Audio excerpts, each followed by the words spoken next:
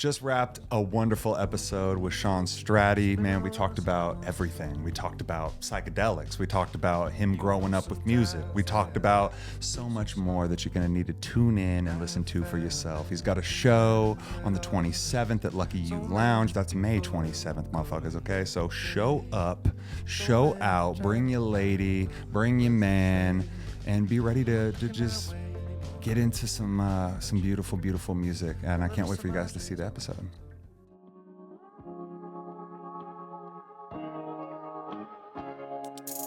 Yo, I'm just happy to be here. I challenge everybody that listens to this to get out of your shell and go do something new and fun. Happy to be here. Like they just slow motion. Do you see Zach trying to pretend like he doesn't watch cake sitting videos? Happy to be here. There to exorcise the demons. Wait, so your Swan man is an exorcist? Our Swan delivery man that brought us bomb pops and chicken nuggets is there to perform an exorcism. This needs to be made into a short You film. couldn't make this shit up. Yo, I'm just happy to be here.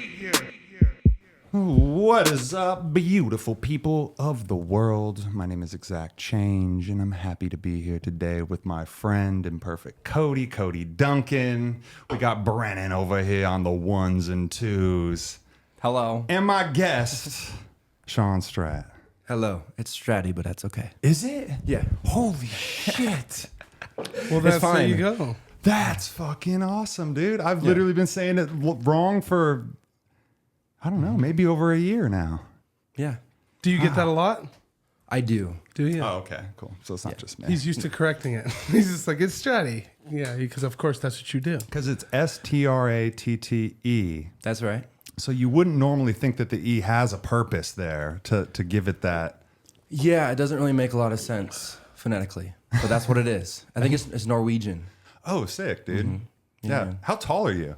That's a good next question. I'm 6'5". Shit. Are you guys rivals? Bro, when I go to fucking give somebody a hug and I'm kind of hugging up a little bit, that's cool. I'm like, oh shit, dude.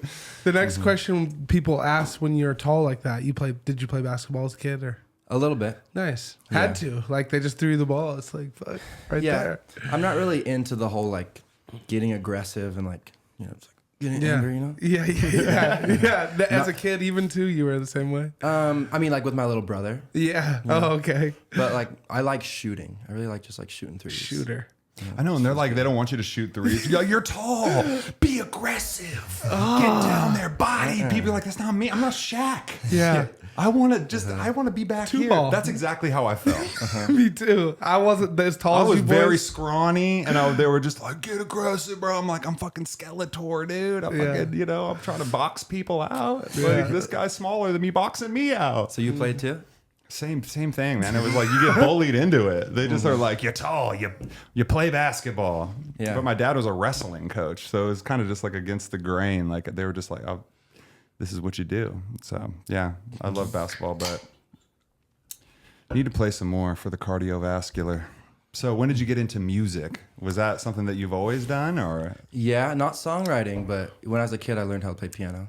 It was like a family thing. So my aunt would come over and teach us Really? lessons. Yeah, she would like teach all the kids. How many kids? How many? I come from a family of 6. Really? Mm-hmm. Middle child? Second to the youngest. Oh, cool. Yeah. Very nice. Damn, that's awesome, man. Brother, sister, so little brother you said, and then like older sisters, brothers. Yeah. 5 boys, 1 girl. Oh wow, that's awesome, dude. So a lot of probably just a lot of roughhousing and screwing around going on with that many siblings. Yeah, dude.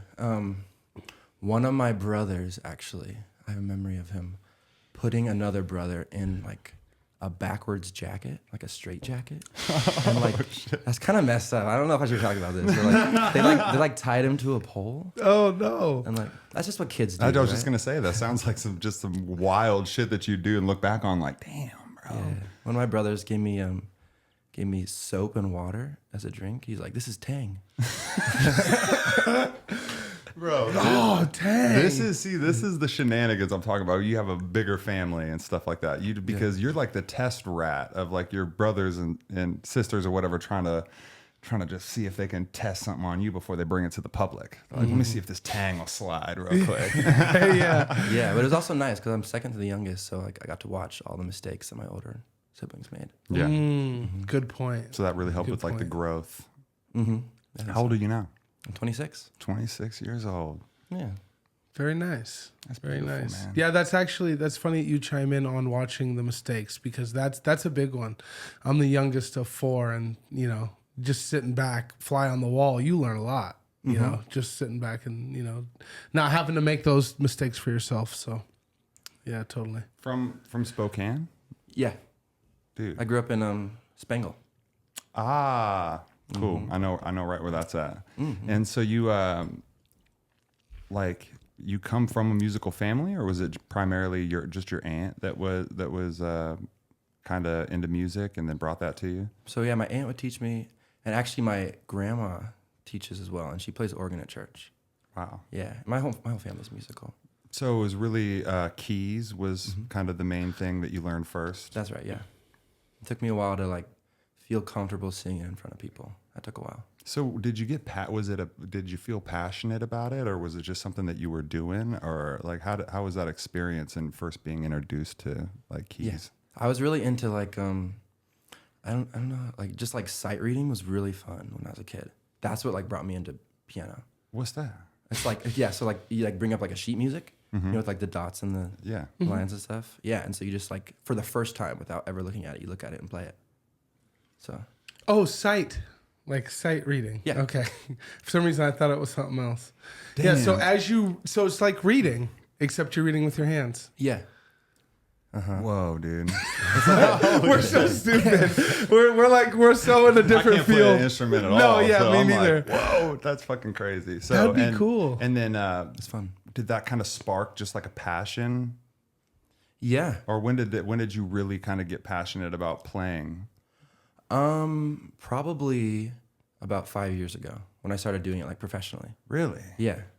So it was always something that you kind of just did that you were like, yeah, I did this as a kid. It's almost like playing basketball. Like, yeah, I play basketball. I play piano. And then it became something that Yeah. where you really wanted to pursue it. Once I saw like how it felt to like, once I like figured out how it felt to like play in front of actual people and like saw like how people react to the music. That's addictive, isn't it? Yeah. To see the reaction.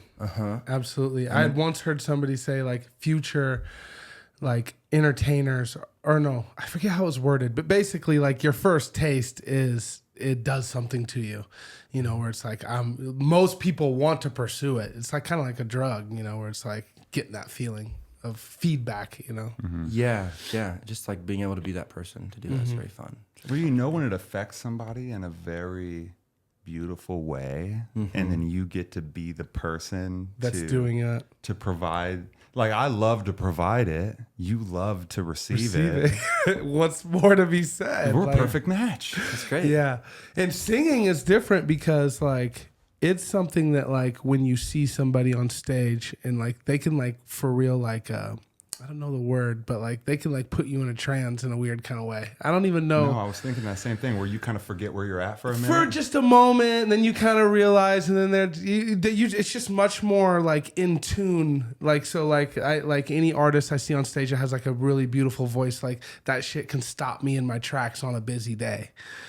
You know what I mean? Whereas like different type of music, but saxophone, guitar, it's all kind of can do the same thing. But if somebody's out there rapping on the corner or something, it's a little different. So how did you tell me about like when was the first time that you performed? Was that that had to be, or when did you start thinking like I'm gonna fucking write some music, I'm gonna write a song and sing it in front of people? That was about 5 years ago. When I got my first music gig was at the piano bar downtown. So did you already have songs wow. written, or were you just like I'm gonna do some covers? Or I had like little songs written, but like none of them I thought were like any good or like things that people should hear. but you still performed them at that? No, I did not. Okay, so what did you do? You just did covers and Yeah. stuff like that? Okay, so that was your first kind of taste, just playing around, kind of getting over those like jitters. Have you ever been to the piano bar? Oh yeah. Oh yeah. Yeah, so that's what it is. It's like a lot of sing along type stuff. That's awesome, dude. Because that's what people love to do. I mean, I love to discover new music too, but when someone puts something on that and then we're all in it together and we're all singing, there's some type of unity that comes together. Especially with the addition of alcohol, you know? Yeah, definitely with the addition Everyone's of alcohol. so happy. I don't think anyone will ever get tired of the song Don't Stop Believing. Oh, never. Heck no. No. Don't stop. Because even if you are tired about it, you still like, Yeah, or at That chorus least you hits. just like, yeah, you're not mad at the people singing it. not at all. Yeah, Just the whole song. Everyone knows every word, it seems like. for real. Yeah, no, that's cool. So you're one of those guys at a party, like you could just bust out your keyboard and like, what do you got? Like you could play any of everyone's favorite songs. Yeah, probably. Yeah, I mean, like, if I've heard it, yeah. especially a few times, like, I have that thing where I can, like, if I've heard the song a few times, I can at least fake it. Nice, that's cool. So what does that mean? So like if you get to a word you don't know, you just kind of, hey, you don't buy. Yeah. Exactly that. Yeah. Nailed it. See, I love that, man. They don't know, they're drunk. Yeah. Especially if you're the one with the microphone, then they hear you sing that wrong lyric. They're like, even if they're singing the right lyric, they're like, look at each other like, did I get that wrong? See, that's where you get to have fun. Like, yeah. I've been there, yeah. So was it like, did you know this already from before 5 years ago? Did you know that you just, if you've heard it a couple times, you could just fucking sing the song? Yeah, I had some breakthrough when I was like 11 or 12. Well, it's like it all just started to make sense.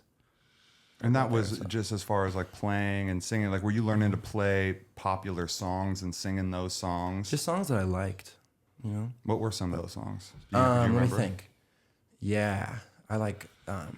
There was a week or two where I was out of school. I broke my arm when I was like 11, and like all I did, like off school, I just like printed off sheet music, just like I saw this big book of sheet music that I printed off, and it's like, remember that song? Remember like Snow Patrol? Like what's that one? It's like if I lay here. If I lay here, Oh my God. if I just lay here. I loved that song, and that's like not a genre that like I just remember thinking to myself, that's a fucking hit right there, because it was Okay, so some Snow Patrol. it was a good one. She Will Be Loved. Oh, Maroon 5. Nice, there we a go. banger. damn, that is a banger. Five for Fighting. Remember that one song? It's like, no, I can't remember that one. But also like Green Day. Oh, I damn. had like a little Green Day phase. Sick. Dude. So, and this is a lot of this stuff is like kind of maybe you've taken bits and pieces, but kind of far removed from what you're making Yeah, that's true. right now. So that's kind of cool in itself, is that you were just like dipping your toes in, but then have slowly formed your own. Yeah, you know, I like pretty much all music, all kinds of music. But I like, especially now, I'm really drawn to like jazz. What do you not like? Well, I mean, Yeah, I don't mean, be everybody rude. says they like everything. I don't want to be rude, but I like. But I mean, what is like hard for you to get into? You know, I like mean, most like I think like a lot of people would say metal. Like you either get it or you don't. I don't know if I get it. okay, yeah. See, so mine is like there's like some like EDM dubstep stuff that I can get into, but like a lot of times that should be wild, bro. It'd just be crazy. Metal, I feel like it's like I don't even know, because there's probably some shit that I do like, but then it's kind of the same thing too. Yeah. You know, because I'm really into smooth stuff. Yes. So when things are really hard and like no matter what genre it is, if it's really hard, I'm kind of like, there is some hard stuff I like, but just like, you know, when it's smooth, when it's, you know, that's when it's just right. I'm like, oh, you got me. It hits you in the soul. I'm doesn't in it? love. It hits me in the soul. Yes. That's the best way you can say it right there. And that's what your music does. So talk to me a little bit about how you've taken like what you were doing from doing covers, first dipping your toes in, because obviously that's what you were doing. You were getting a gig where they were like, hey, we need somebody to sing, and you're like, and play keys and play music. And so you're entertaining people with covers. When did you kind of transition into writing your own songs that you were confident about and performing those in front of people? I think it's actually when Lucas Brown, who's like kind of like a local legend, he invited me to play in his band. We're called the Nightmares. We play at Zola on Tuesdays. Sick. And yeah, and he was like one of the first people who's like, he's like, no, you should sing your original songs. Like he mentioned Take a Break. Fucking Lucas, he's like, man. He's like, I like that song, you know? And I was like, really? You want me to sing that? Like, okay. And like now I like love performing it. But when I first did it, I was like, you know, kind of uncomfortable. What were you skeptical about? Was it just like, did you think it was too slow? Did you think like, what if you look back now at your insecurities around like what was it? Like what, was it just silly? Was it just, because obviously you were like, was it the fact that they didn't know it? No, because we were doing a lot of covers that people didn't know. Okay. I don't know what it is. I think I just, it's probably just low self-confidence. Yeah. Well, I mean, because you were getting in front of people already. And I got really comfortable doing that. And so you were just doing that one thing where it's like kind of branching outside of that was just something new, kind of. I guess I was waiting for people to tell me it was good. And actually I did get good responses, but they were all on like social media. I never got like people actually like face to face me like looking I really in like your that eyes, song. Yeah. telling you. Wow, really? I would have thought it would have been different. So were you mixing a song in here or there, like when you were doing your cover sets and stuff like that? Would you just throw a song in, or are you staying strict to just doing covers? Covers. Okay. So Lucas was like, dude. Yeah. Mix a He's couple great, of those isn't he great? in. Like Lucas was probably like, yeah, play a couple originals within. Look, Take a Break is, I don't know. Like I listened to, I think that I was actually one of the first ones I listened to, because obviously you go to Spotify, you go to the top fucking 5 songs or whatever, and you're like, I'm gonna listen to these, right? And Take a Break, it's guitar, right? On that one part, that fucking guitar comes in, dude. It's like, oh man, it just. There's just something about like the sweetness and the smoothness and the like. And I remember because I went back and I saw your Instagram post where you were saying it was like beachy vibes. Oh yeah. So when you posted it, you were like, this is like, a new track. It's got beachy vibes. Let me know what you got, kind of a thing. And I was like, oh shit, this does have like beachy type vibes. And that's something I really love about your music, is that you got these different. It's not like all in this same vein almost. It's like all this different shit. So you have that song, fuck dude, I'm gonna fuck this up. But it's like, you got The World on a String. Yeah. I didn't write that, but you didn't write that? Yeah, I love that song, and it's a different type of feel. Dude, it give me like Sinatra, like Frank Sinatra. He sings it actually. Does he? He does. Holy shit. Whoa. That's what it was giving me, dude. It was just giving me kind of I love Frank Sinatra. which I loved that. Yeah, I don't know what that easy going. I don't even really know if that's the way to describe it, but yeah, that was damn. And that's Dre Davis on the drums on that one. Really? Mm-hmm. Fucking Dre Davis, dude. You know him? I know of him. I need to get him on the podcast, huh? I just see him around. I'll just be walking by Kendall Yards. I'll just be drumming. And just, what up? I'll just be like, and that's it. That's all He's everywhere, isn't he? Yeah, he's everywhere. Exactly. Yep. Just like, there's a lot of people who are everywhere. Remember Brother Nature? He was everywhere. Everywhere. Lucas Brown, everywhere. Everywhere. You know what I mean? Like I was in a band with Lucas Brown. Really? No. Yeah, a long you do? time ago.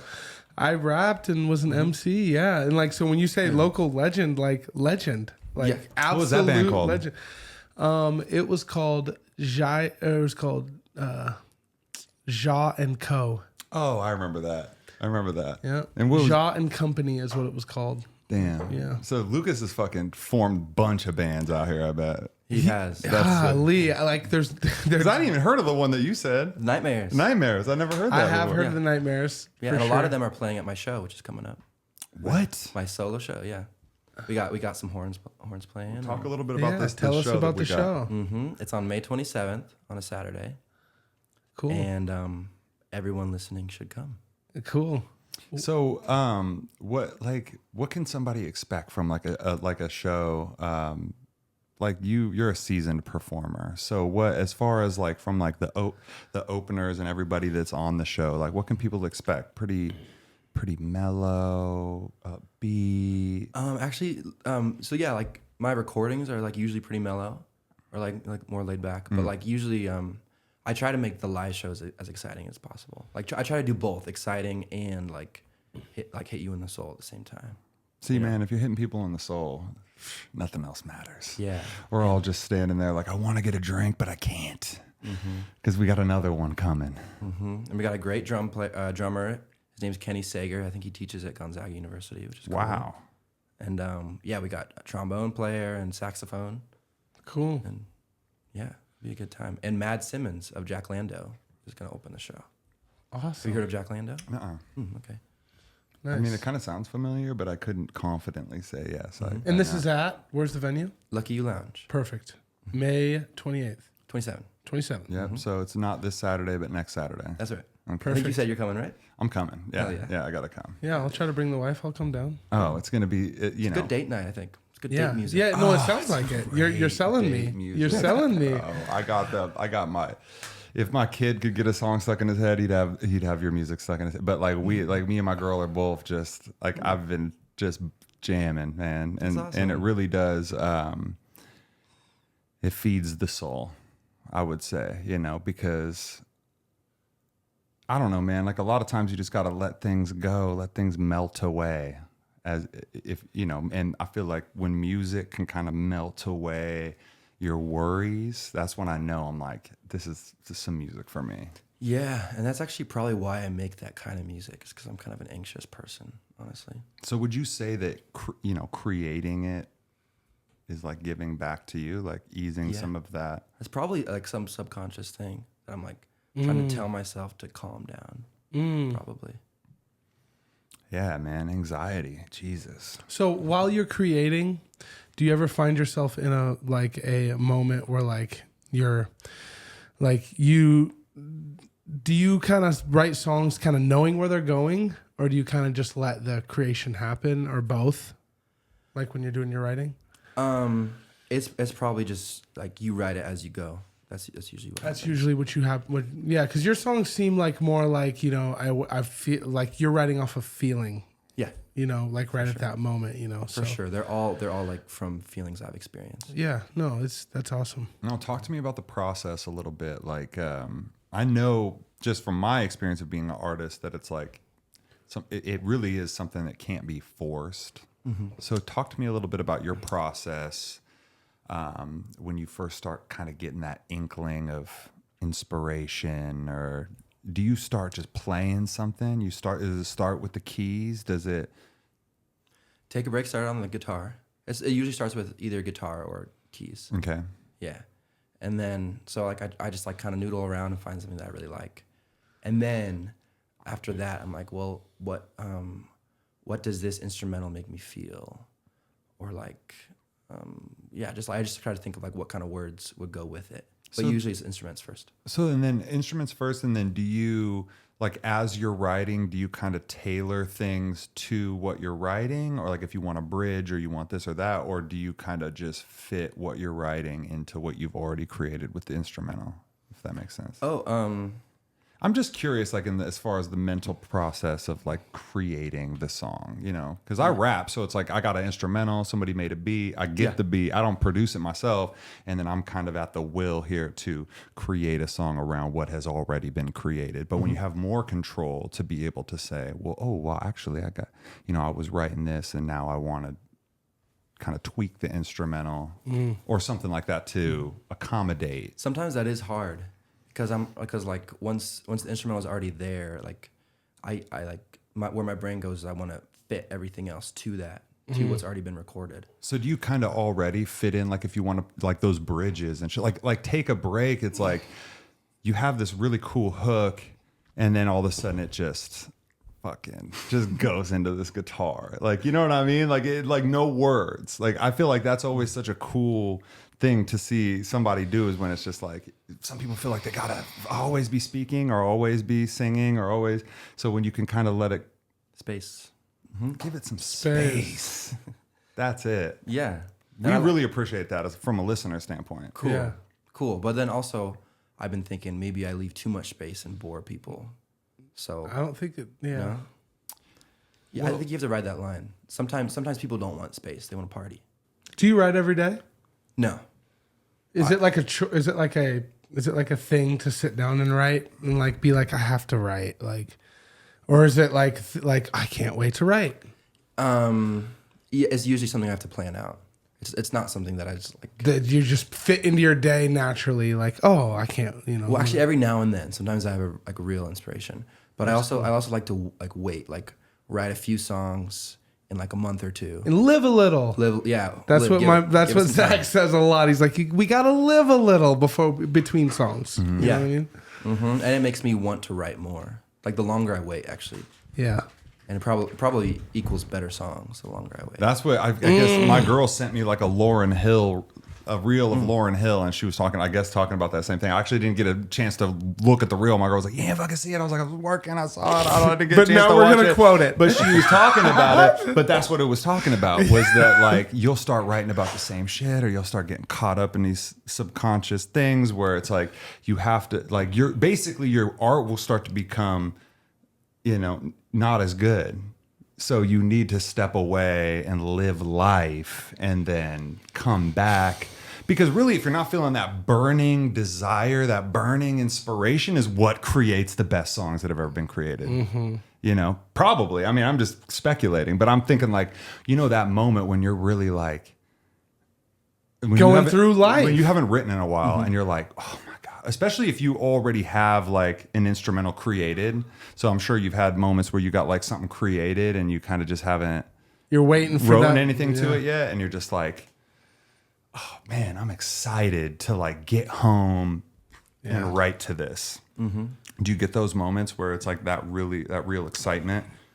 No, not really. Just kind of when you feel it. Yeah, I don't think I've ever had that feeling where like I need to write something, but every time I do write something, I feel better afterwards. So every time I do, I'm like, I'm happy I did that. It's probably like going to get a massage or something. Or like therapy. Therapy, yeah. I've never gotten therapy, but I bet It's something like that, because that's what it sounds like, how you're describing it. You would just leave feeling better, but it's not something that you're, just like gonna pursue. You're just like, I'm glad I did that. Mm-hmm. Have you been to therapy, Zach, ever? Mm-mm. He said he hasn't either. I've been to therapy, and you guys are explaining it like spot on. Okay. The second you leave it, it's like, oh my God, why the fuck did I wait that long? That's almost a workout. It was 1 hour. Like, there's a lot she of sat like it's like they sit there for 1 hour and they listen to you just fucking be crazy for 1 hour, and then they help you solve your problems, and then it's like, oh, it's fucking great.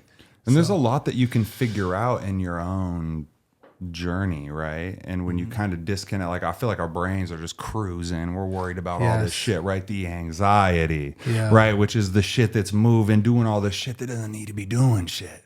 Chill out. We're good. Everything's good. But we start self-sabotaging, going through all this shit, right?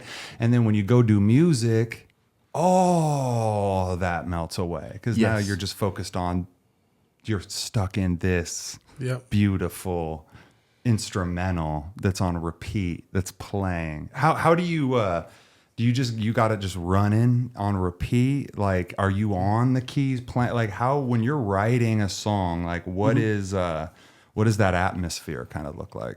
Repeat I think actually is really helpful. Like, record it first and then listen back to it. Are you pacing around the house? Are you just sitting down? What are you doing? Sitting down, I think my mind is clearest. I'm like not standing up. So you're really just focused in, like just airplane mode.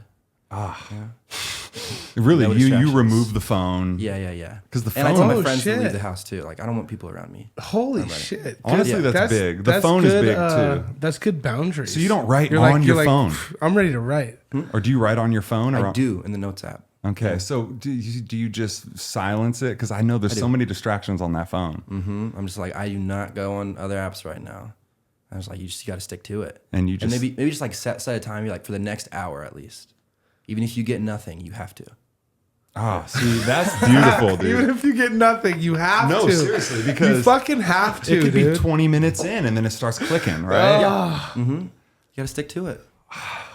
I'm gonna hear that next time I have anything I have to do hard. It's like, you have to. Like, okay, 20 minutes at least for the next hour. You fucking have to. It sounds like almost like working out too, because working out's like one of those things where you don't want to. Not, I mean, I guess like making music isn't the same thing, because like I want to make music. Sometimes working out is like I just don't want to do it. But then when I do it, I'm like, wow, I got to do this every day. This is great. I loved this. This made me feel so much better.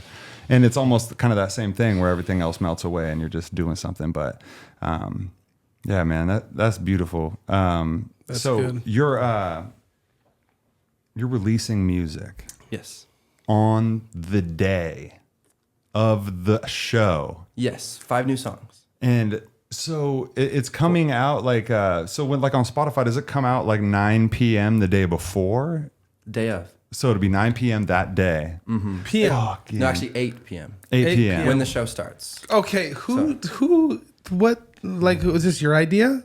Yeah. You were just like, okay, I'm gonna do a show and release it the second, like right when the show starts, the music's out there. Yeah. So that once you play it, then people will be like, I want to hear that again. Well, They're on the way home. they go find it right there. That's a good idea. I think so. Yeah. Yeah. And, like it'll give people a chance to like hear it for the first time live. You know, there's no other way. That's smart. That's smart. No, I think that's a. I just That's talked just- to a dude that has like he's only, you meet some people that's only perform live, and then it's like, oh, that was dope. Like I want to listen to that again, and it's like, well, you can't. And just they like- love the fact you can't. I'm like, man, like what's up? Like, but I love from a fan's perspective when you're talking Yes. about giving people what they want. Like when I go to your show, I'm gonna be affected. That's the way I fucking like to say it when I leave. I'm affected. I feel like.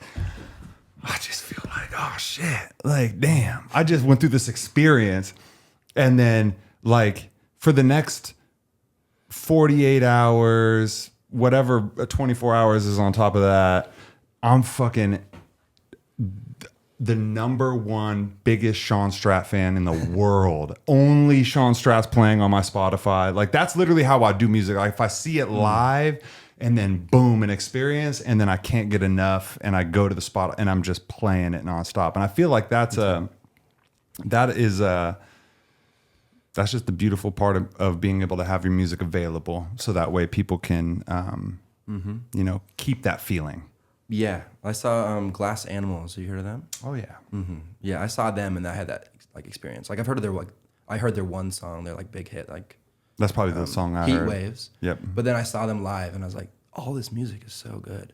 See, And like that hit me, and then so I did the exact same You thing. you literally on the way, like you're like looking it up to play it, like right on the way home. Now they're one of my favorite bands. Sick. See, and it's just something different about a live show. Talk to me a little bit, because you obviously record music, put it on Spotify. That's a thing. Cool. Like sharing music with people That's cool. and saying, listen to it in your car, listen to it in your headphones, whatever, right? But talk to me about the difference in feeling between that and performing for people live.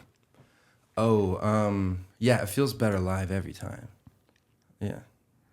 And is it, it's got to be like anything can happen live. That's the thing that's cool about it. Whether you're from the fan or you're the artist, the stage is yours. You could do anything you want. Yeah, and what I love about this band is they all like, we can practice it one way, and as long as we like know like the changes of the song, then we can do it anyway. And like sometimes guitar will start, sometimes I'll start, and I'll do it like in a different style. And so we're do just, you like, know we all that's just build up. happening? Or like, is this, will do just start playing and you're like, we're doing it this way? Okay. Yeah, that's Like what so it is. through rehearsal, it's like okay, Or this is the day of the show's starting. it's different, but it's like We're gonna yeah. practice, but I bet you some songs, like what happened last time is we practiced, but like some songs went differently. They were like a totally different feel, but it was still good. That's I think. fucking awesome. great. There's only certain genre, like in hip hop, I feel like that just doesn't happen. Yeah. And so that's what's cool, like looking at the different perspective, because like when you have many instruments and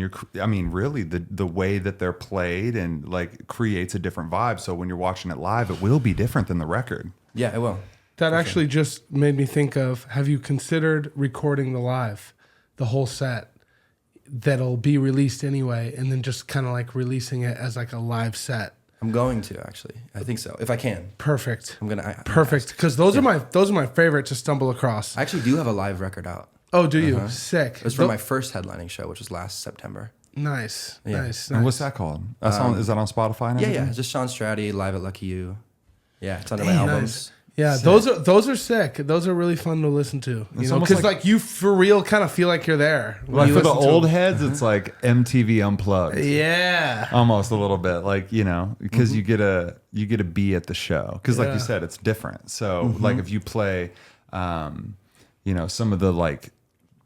some of your most popular songs, like people are going to receive them different live. And they sound a lot different. Like the original, I have a song called Runaway. The original is like, Love that song. thanks. The original is like 3 minutes, I think. We did like a 6.5 minute version of it.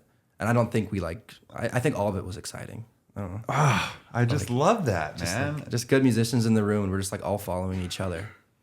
Yeah, and like you said, when you have it like rehearsed, you can kind of you can play around in that box. Like, hey, we have this, and then you guys can, hey, if you want to go off on some shit, you guys kind of listen to each other and give each other that space to be able to be creative live. Which is exciting for the viewer, because it's like, it's not going to be this like cookie cutter thing where, Yeah. you know. Yeah, and I wouldn't say like I'm a huge jam band fan, but like some of it is kind of like it's not like full on jam band. Because like, have you been in like a jam band? Oh yeah, definitely. That's what I was in with Lucas. Oh yeah, really? Yeah, we were in like a jam band, and the thing about it is like being an MC. I would like spit this thing, and like people would like be all into it. Like basically what ended up happening is I didn't know how to direct or like control the band. And so like exactly what you were saying, like a 6-minute song would happen. And like I'd run out of fucking things to rap.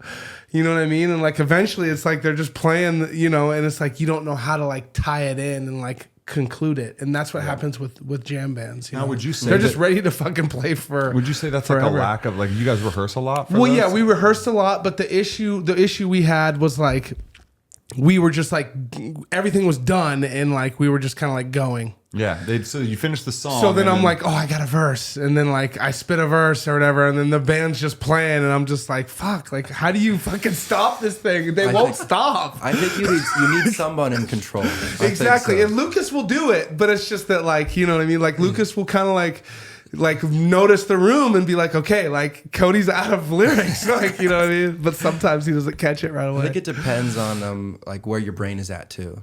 Yeah. Like if you've like done some psychedelics or something, I think the song might go on too long. Oh yeah, that would happen for I mean, sure. if you're playing to sober people, yeah. Do you do psychedelics? I have once. Have you once? Yes. Mushrooms? Yes. Nice. Yeah, we should all do it. Did you enjoy it? It was amazing. Good.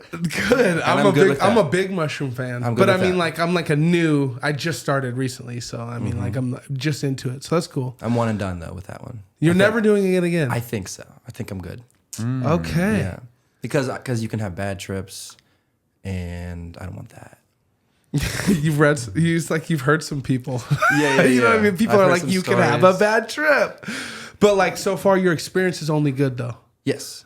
Well, look, I've taken psychedelics many times. Okay, I'm talking. Have you like, had any bad? Never in my life have I ever had a bad trip. But I think that's just because I have, you know, a very positive mindset, and I feel like some people have a lot of like deep shit that they like. I feel like mushrooms kind of takes away the barriers, so that like you can't like hide from your shit. You know what I mean? And then you start thinking about shit. So it's like if you have a lot of shit, like me, I'm just like carefree. I'm like, oh, good. Yeah. Like I ain't got nothing to hide. I'm good. It's a We got certain mushrooms. We're personality, having like- fun. Where it's Yeah. like some people got some trauma that they're fucking hiding deep down and are not trying to bring up, and you take mushrooms and you're like, oh shit. Well, it's that self-talk, because that self-talk, like when you don't have mushrooms, it's like, you know, you can kind of, it's like not as loud. Mushrooms but are kind of intense, and I feel like I can't control it. And I feel like that's something that's kind of trippy. Is like I feel like the cup. If you ever had a cup that's like full and it just keeps Yeah. fucking That's what I'm overflowing, saying. and you're just like, dude, just stop, turn the water off, and That's it just what I'm keeps saying. going. And I'm like, I feel good, dude. Yeah. I don't need to feel Yeah. any gooder. Like I'm straight, you know. That's right. Yeah. Sometimes it's hard. I mean, you can't end it. You just have to just wait until it's over. I like Just to be go able on. to be in control. I'm a control freak. So was it, I'm really curious. So was it like for someone who's never done mushrooms, but they're done after one time, was it a chocolate? Was it real mushrooms? Was it Real? real mushrooms? And you just ate them? You didn't make tea or nothing? No. You just ate them? Do you know how much you had? No idea. But I saw. I figure it I saw sounds some like stuff. you had a lot then, or you didn't. I wonder what he had, but that's good though. That's cool. No, I I mean, haven't when you quite have- been to that point. I haven't quite been to the point where I've seen anything. It's like what you're talking about. You just haven't seen things that aren't there, or you haven't seen things that are there moving. Me, the highest I've ever been was with you on that nature walk, and Really? yeah, You've been more gone than that.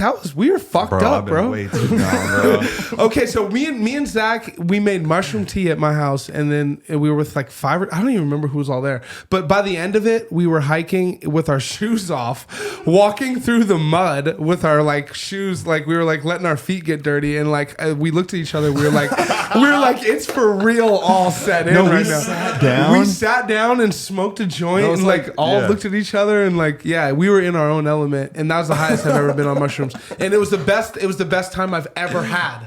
I've been chasing that moment ever since. Really? Yeah. Bro, I remember going to like one time, one of the coolest thing I've ever done on mushrooms was just jump in a pool at like 8 at night, 9 at night. The sun's down. It's like still 73. Was that in my spot? Was it your spot?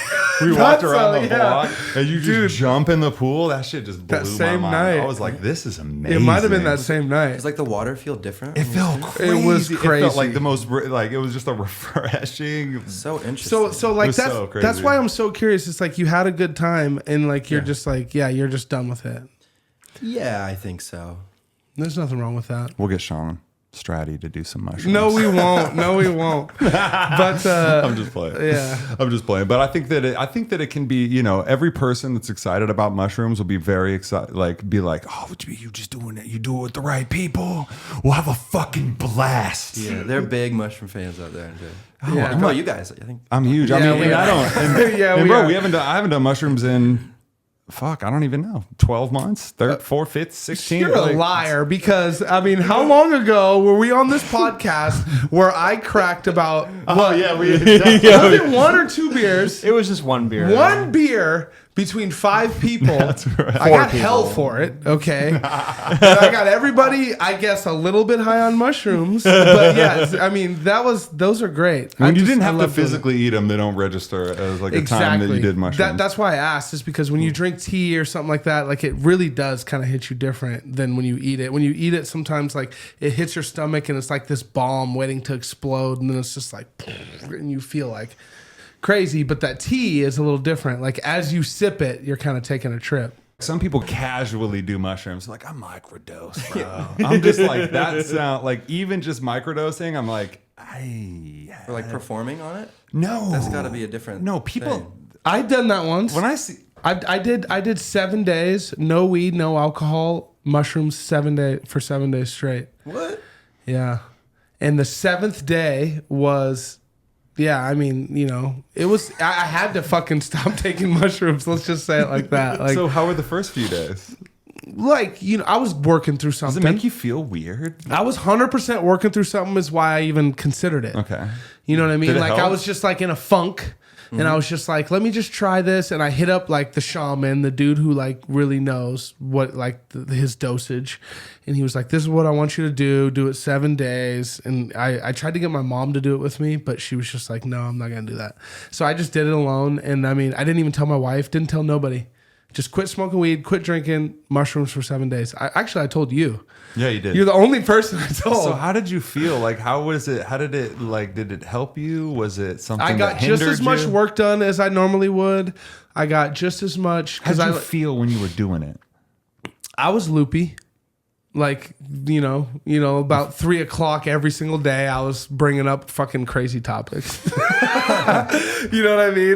Because like, I have employees. Like, I have a car wash with like people running around doing shit. So I'm just like, hey, have you guys ever seen the fucking movie Training Day? Like, and they're just like, yeah. And I'm just like, remember that scene where, and they don't remember the scene. You would never do. No, they're never going to know the scene. I'm just like, fuck, dude. Like, I'm straight up distracting these people. But you were having more fun? Well, no, I mean, I was getting just as much stuff done, but it was just a whole different battle. Like, I had to quit taking them because, like, I was just like, I became too introspective. Whereas the reason why I took them is because at a moment I was like kind of not being introspective So you've at been all. good with 4 days. I would have been good with 3 days. 3 days. You know what I mean? 3 days taking mushrooms, like, be sober and take some like organic matter. But, so if you guys would ever consider it, like, do it. It's not going to fucking kill you. And I did grow from that experience, but, Yeah. if you're Too much might kill you. It could. It could. Well, here's the thing. I like fucking with shit it's that not won't going to kill be you. the mushrooms that kill you. It's like, it's going to be some other shit Like your internal that you have thoughts. not worked out. You know what I mean? That's Like, what's wild is the shit that all of us haven't worked out that we don't know. I have a lot of And that. I'm telling you, when you take mushrooms, it's like you haven't worked that out. You're like, That's exactly it. How'd you know that? How'd you know who that? said that?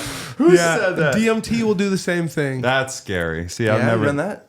I've done DMT. I have not done that. You've And lived. I've done DMT, and just a 10-second experience was I hit the DMT, I exhaled, I was extreme. As soon as I didn't even see the smoke come out of my mouth. I was already on a different planet, and there was a light coming from, like a beacon, blinding me, coming from the top of my forehead, about right here. Wait, So a bright- beacon was blinding you from the top your- of my own forehead. What? And you know what? There's a lady, like a you know, and if you talk to people who've done DMT, they tell you like there's this like lady figure, and I saw the lady figure, and she told me, I've said this before, and she told me to do not hesitate. You hesitate too much. You think of ideas and you do not act on them. You need to not think about things as much. You need to act on your ideas. And that's all she said. And then she went away. And then I woke up. God is a woman right there. That's it. So did you hesitate? You hesitate now? That, I mean, about 2 or 3 months after that, I completely quit making music. Which is crazy. And it just actually made me choke up. But like, it's funny to hear how you explain like making music and writing and like how it's therapeutic, because it is, and it was for me as well. But I wasn't creating anything with it. I wasn't like making it turn into, I always tell people like I couldn't create any outcome. It wasn't flourishing. What is the word? Where it's like it's not growing into anything. Yeah. And so like that was something that I was like in and out of. Felt like you were constantly building the foundation, but never like. Exactly. Yeah. And so therefore in my brain, after that experience, I told myself I have to cut that loose. You know? Wow. And so that was after I smoked then- DMT for the very first time. I quit making music. Just like that. And I used to make a lot of music. But this podcast isn't on me and what I used to do. Oh, fuck You that, know? bro. I think that is very important to, because I feel like, it's cool to explore yourself. If any of you guys get the opportunity to do DMT from someone who knows what they're doing, take it. That's the point I'm trying to say. Okay. It's very, Because, what like- you just said about lights and foreheads and things, I'm very scared. But No, don't be scared. I'm just saying, like, just take it. Like, just have somebody who knows what they're doing. You know what I mean? Okay. That's so interesting that like multiple people see like a lady. Yeah. Do No, you think that's a real thing? Are Or you like was that talking to you? aliens in there? I don't know how to explain it, Going through guys. some portal? Portals. Yes, definitely. What happens is when you're hitting the DMT, you think nothing's happening. And then before you can even you're on a different planet. If that makes any sense. So you're because I've heard people say like, "Oh, I can see my body floating away," or you can 100%. You look at your body, looking down at this dude. Like, look at that dude down there, sitting on the couch. What? 100% from what you said. Float out of your body. Spirit is looking down at you, in your body, in your human form, and you're going just away. kind of. Well, I mean, depends on how far you go. At that night. Fuck, like people are gonna think I'm a druggie. That night I probably did it 10 times. DMT? Yeah, and that experience that I'm telling you about was the 10th time. Oh my god! Holy shit! Well, I mean, That's fucking crazy. well, I mean, I don't know how this ended up on don't our boys matter. podcast, It but don't we start matter. talking about psychedelics, but like, You know it what's is- beautiful is for about this real. podcast? Is that there's no rules. There's no rules. There's no time limits. Yeah, no, for real. We got so many things to talk But about. yeah, that was the 10th time I did it. And like, I mean, you don't need to do it that many times. But like, I have a homie who's like, he bought DMT and it's like worked like around his friend circle. And he's like, I have enough DMT to to do this once a year with all my homies for the rest of our lives. And he was just like, that's why if anyone ever hits me up and they ever do it with me and they're like, hey, can I get some of that? I instantly say, like, there's just no price on it. This is the shaman. This is the guy that I'm saying, I'm like, dude, do it with somebody who you really trust, because this is that dude. And he's just like, there's no price on feeling that. Bro, if I'm about to leave my body, there's no way I'm doing it with somebody I don't know. This is what I'm he outside said. of Lucky's just... No, you don't do that. And this is what he said. He said, I don't know whether to give it to you for free or charge you $1 million for a hit. That's how fucking weird it is.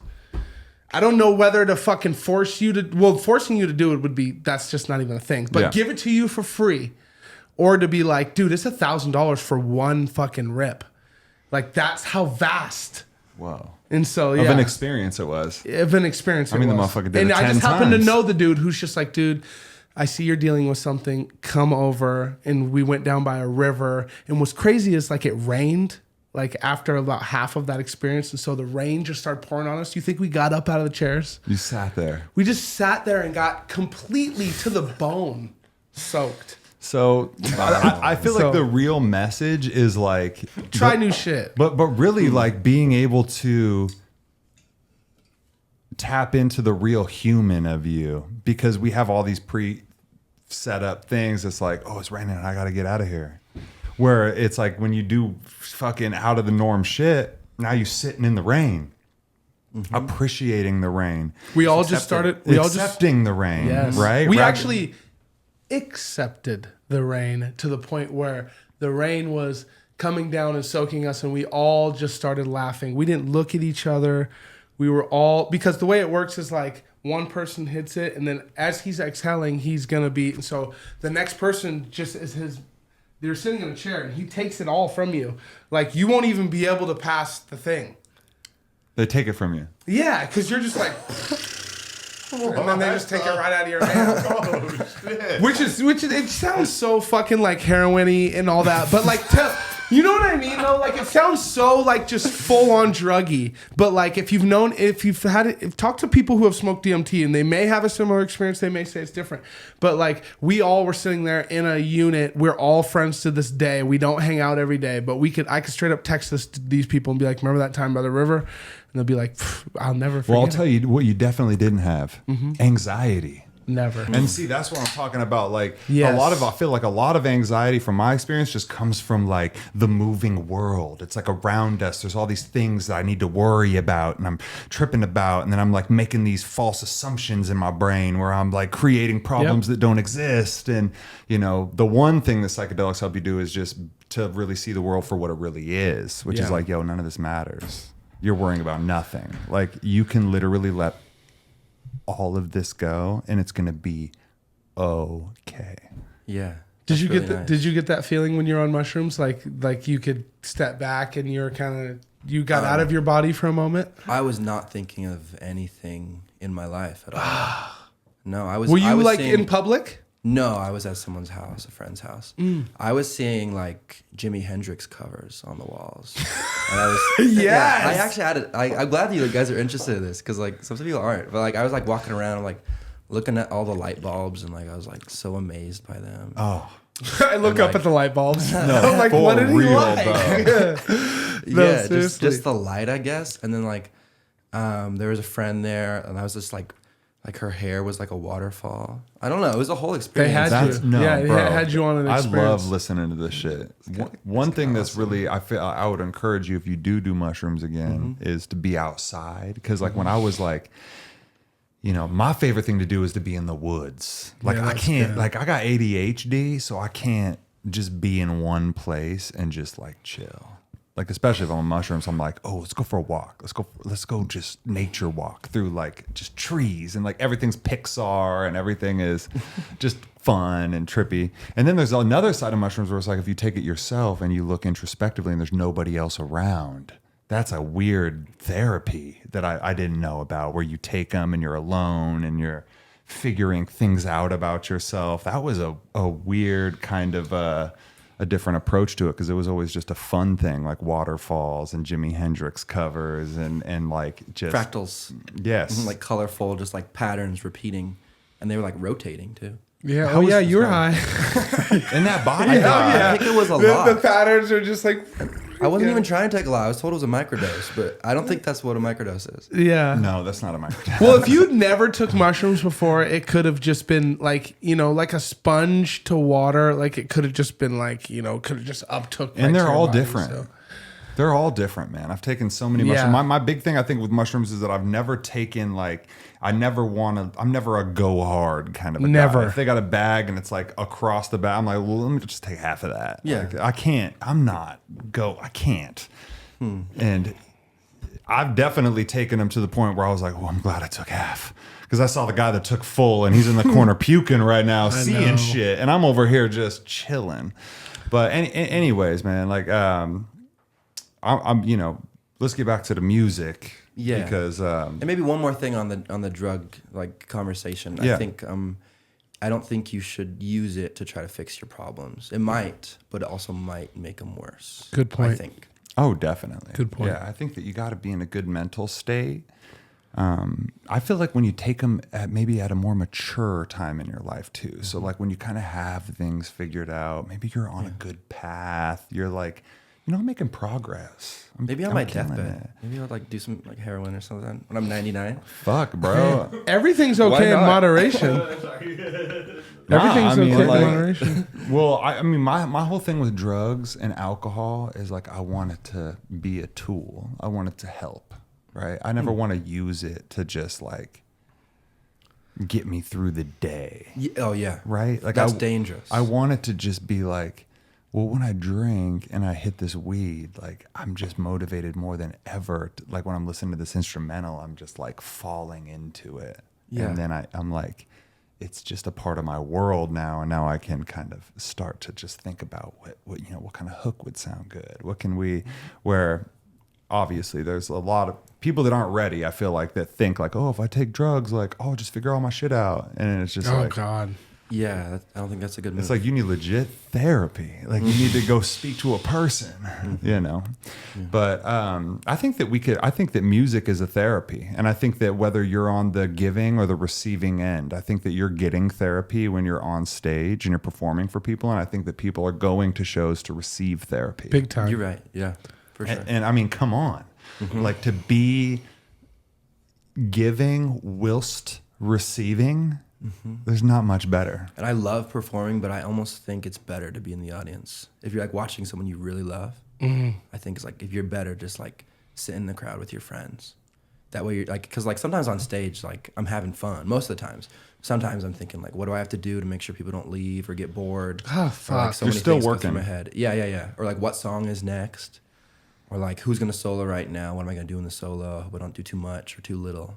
Like it's a lot. Now, do you think that that's like a little bit of that anxiety just in your head? Yeah. Kind of just tripping you out? I think it helps me a little bit, but I think it's something I need to, control sometimes. But I'm glad it's there. I would rather have it there than not care at all, and that'd probably make me not successful.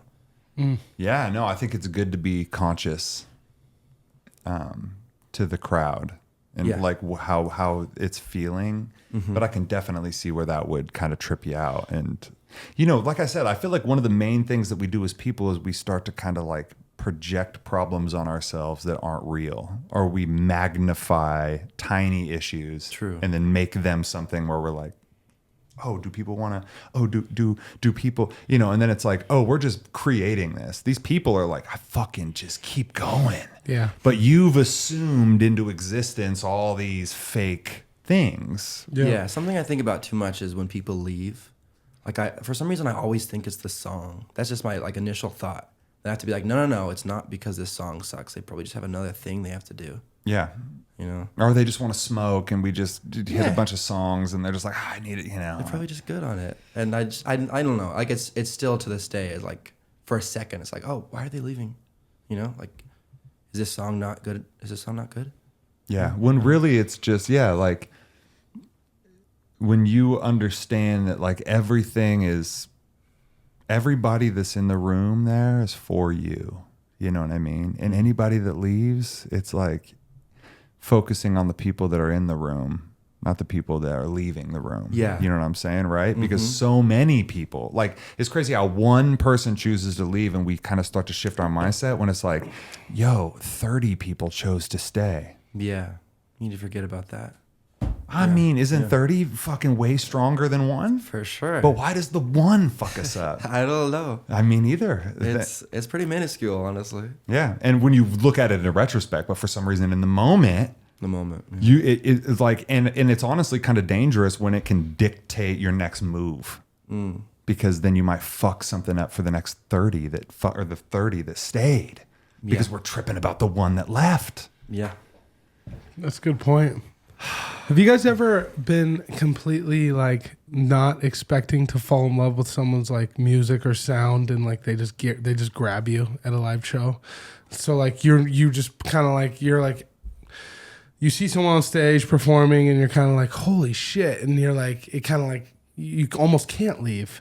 And in that situation, you know, because I've been in that situation where it's like, holy fuck, I just discovered this person for the first time live, and you may have things to do, like what you guys were just saying. And so it's just like, damn, you know, and that guy on stage may take it completely different than the person in the audience, you know? 100%. Because the person in the audience is just like, I'm lucky to even see that one song. But the guy on stage is like, I've got a whole set. Why are you leaving? Yeah. And he's like, but you got me as a fan, but none of this communication is happening. You know what I mean? Exactly. They I didn't loved expect to see you, bro. You know, like 100%. And that happens a lot, to me at least. And that's where our brains are like, you know, I feel like we just gotta let more go. If you don't understand it, if it's not detrimental, then just let it go. Let it wash away because it's not yours. For some reason, we assume some weird responsibility over everything and everybody. And oh my God, I got to make everybody happy. And it's just like, bro. And this is me. I'm saying this because I deal with this shit. So it's like, you know, being like, yo, I want you to fuck with it if you like it. Like if you genuine, like if True. Like, and especially as an artist, it's like not everything we make is going to be for everybody. And I was talking to my girl about this, how it was crazy how when you hear a song, you almost put it into like a bucket, right? You put it into like, oh, that's a good song, but like, you know, that's good for a couple plays. Like I'll hear that a couple times. If someone put it on, I wouldn't be mad, but I'm not going to put it on. And then, and then when a song is like, yo, I'm gonna put this on. Like I'm gonna be the one. When someone gives me the aux cord, I'm playing this. Yeah. You know, when I'm fucking at the red light and I got the windows down and someone next to me got the windows down, I'm gonna say, like, you know, I'm fucking like proudly slapping. And when I say slapping, it doesn't need to be like it's not like a certain tempo or anything like that. Like it's like I'll be slapping slow shit. I'll be slapping fucking Marvin Country Gaye, shit, bro. I'll be slapping fucking Country? You like country? I like country, but it's definitely has like a place. Like I can't say I'm a fan of country in the sense of like I'm seeking out new country, but there's definitely like a country that I was forced to be exposed to that gave me an appreciation for songwriting and melody. Yeah, you know what song was really hard? Life is a Highway by Rascal Flatts. Oh, Dude, and the piano bar, that's like great. Yeah. really? You'll do some country? Oh yeah, for sure. Yeah, it's almost Uh-huh. become like half country now. It's like I sang Morgan Wallen last week. You heard Morgan Wallen? Yes. Like, So you'll put on your own kind of a. yeah, it actually it's interesting. A lot of like new country, it's like easy to make it funky. You know, like whiskey glasses, like you know what I mean? Yes. It's like I think like kind of like a funk thing is happening in country right now. Oh yeah, That's good. it's I'm glad that borderline it's- rap for sure. Because bro, when you hear that old twang know what I mean? and Like- shit, I'm like, fuck. So bro. what about Rascal Flatts? Life is a Highway is tough. Oh no, it like people love it. Oh, people request it like especially crazy. that chorus. Yeah, Just everyone- that's all I could. I'm just thinking of yeah. you playing it right I have now. a list on my phone of like all the songs that like pretty much every time people go nuts to hear. Yeah. Like Before He Cheats by Carrie Underwood. Dude, that song is ridiculous. Oh yeah, I bet. I dug my key. Oh yeah, you got everybody in there going wild. They're all tapping into old repressed What memories a fucking of genius exes. idea! Like the piano bar and cover music. It's just, It's just so fun. it's just fruit right there at the bottom of the tree to just be like, whoop. So now you play here. Do you have like a residency there? Do you play there like frequently? Yeah, just about every Friday and Saturday. God, that's beautiful. God damn, I didn't know that. That's how I make my money. That's awesome, man. So That's how you support yourself. That's right. now this Cool. is you have like covers and original music mixed in, or how is this going? I Like- don't do originals at the piano bar. Okay, cool. So I this mean, like is- every now and then someone will request something. Most of it is requests, actually. Oh wow. They have like slips on the table and people write up and then throw their songs up. And yeah, That's awesome. And So then they'll request your own song. every now and then, yeah. well, I'm Lucas- coming really through. Lucas I'm will come fucking- through. I'm coming That's through, bro. Lucas- I'm coming. I'll fucking be like, yo, That's sipping a fun on time. you. Talk about Sipping this on new You. fucking single that you got out. That- Yeah, it's called Sipping on You. I play trumpet on it. It's probably like the fastest lyrics I've written. It's like you were talking about space. I mean, like I think space is great, but also I was trying to like speed up the lyrics a little bit, try to like keep people more interested. Just keep people engaged throughout the song. Like, yeah, I really liked it. I like the how you kept them and then you going low and like how you were fucking playing with it. I really enjoyed it. Sipping on, sipping on, sipping on, sipping on, sipping on you, baby. Sipping on, sipping on, sipping on you. Sipping on, sipping on, sipping on, sipping on, sipping on you, baby. Sipping on, sipping on, sipping on you.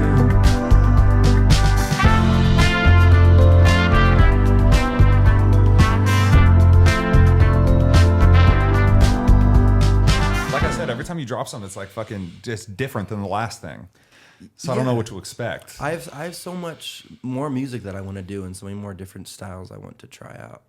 You know, I just think music is so fun and So what can we expect from this? Is this a new album, a new song? Like what are you releasing on the day of the show? yeah. Okay, so it's actually 4 new songs, well 5 including "Sippin' on You," and so I'm like I put out 2 EPs before this, and I'll be putting those together because they weren't full albums. I'll be putting those together, putting the new songs together to make it like my second full length album. That's the Damn. idea. Dude, Yeah. that's awesome. Yeah. No, I think that it's really cool to give people music on the day of the show. Like, And I think there's something more exciting about like a full album. 100%. Yeah. Yeah, something to really sink your teeth in. I feel like you can blow through a few songs. Like an EP is like, you know, I can digest it fairly quickly, but an album leaves a mark on you. You know, and I'll be honest, just off of the Take a Break album, even versus the EP that you released after that in 2022, like the album still, there's something about it. I don't know what it is. Is there's something about just I just keep coming back to it, and that's the only way you can really describe it as a fan. I just listened to this album. It's called Random Access Memories by Daft Punk. It's like one of my favorite albums ever. I just listened to it again today, and it's so good. Really, I'm gonna have to go check that out. Yeah, actually, I did. I think I skipped one song, but like how it like. I mean, it has "Get Lucky" on it. That's like their big hit from Oh the yeah, album. yeah. Yeah. But it just like the energy kind of goes up, and then the final song is just like. I remember hearing it. I was like, what? Like I love those songs where your jaw just like drops. Well, there's something special about the way an artist structures an album, because it's like these days it's like they hit that little button, you know, it's gonna fucking randomize it, and it's like, bro, like this was put together in a strategic way, and sometimes I feel like people forget that. Yeah. And I thought a lot about how this album would flow together, and like part of the advantage of doing a lot of like different type of songs, like is I think like one song after the other is kind of like refreshing. I'll do like a kind of like more upbeat song, and then you'll hear like a pretty piano ballad, and then we'll like go into like a medium like because like I think there's like variety is exciting. So, and from your perspective, you create the songs, and then you just have a mess of songs, and then you put them in an order that makes sense or of a way that you want people to experience. Yeah, typically. Yeah. I won't write a song and be like, oh, I guess, I think that's happened a few times. Like I'll write a song and be like, okay, this is the first song on the album. It just feels like it. So then you kind of have some markers. You got the first song, you got a song that you don't want to be second, and then you kind of build within that. Yeah, that's interesting. Where do you get a lot of inspiration from these songs? Are they, like, because a lot of your songs I feel like are about love and heartbreak, and I mean, what sounds like previous experiences. Yeah, just about all of them are previous experiences. One song I have is called "Burn." The chorus is "I hope that you burn in hell." Jeez. Yeah, that's intense, right? I actually that was based on a friend of mine. She was telling me about her ex-boyfriend, and she was just writing a bunch of stuff because we're trying to write a song together, and she sent me all that stuff, and I was like, "How about this?" And I sent it to her, and she's like, "I cannot put that out." Yeah. Because she didn't want him to hear it, and she's more up there. Like I feel like a lot of people would hear it if. Yeah.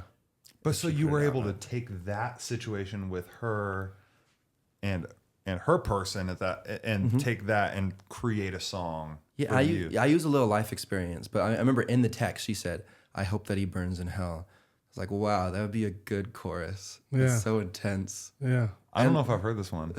Yeah. My grandma doesn't like it. I sang it on a PBS, and she said they almost turned off the TV when I did it. But Yeah, she's playing at church. I don't want people to imagine someone burning in eternity in Yeah, no, an this inferno. this it's is art, Yeah, exactly. And honestly, it's not about your passionate emotions about a person either. You're taking a situation from somebody else. True. And then were you able to kind of tap into those feelings, like those, because obviously it sounds like it was kind of an intentional song. So were you able to kind of tap into some of those feelings of burn in hell type of a thing? Or For sure. because I think you're almost an actor as a songwriter, right? Because you all of a sudden, when you're not writing it from your own personal experience, you kind of become this character now that's experiences. Am I? For sure, yeah. And I have another song on the album. It's actually a reworking of "Runaway," but it's like a duet with Hannah Siglin. Have you heard of Hannah Siglin? She's a great artist. She's one of my favorites in all of Spokane. And yeah. If you listen to that one, it might sound like we're in love. We're not in love, but just for that song, We were. I'm kind of like an act. Yeah. It's I'm kind of like an actor in that sense. That's sick. beautiful, dude. Yeah. Being able to tap into those feelings and create a moment that will be there forever. We'll always be able to go back and listen to this now and be like, damn, you're relaying that emotion. Now I can take that and I can look at my girl.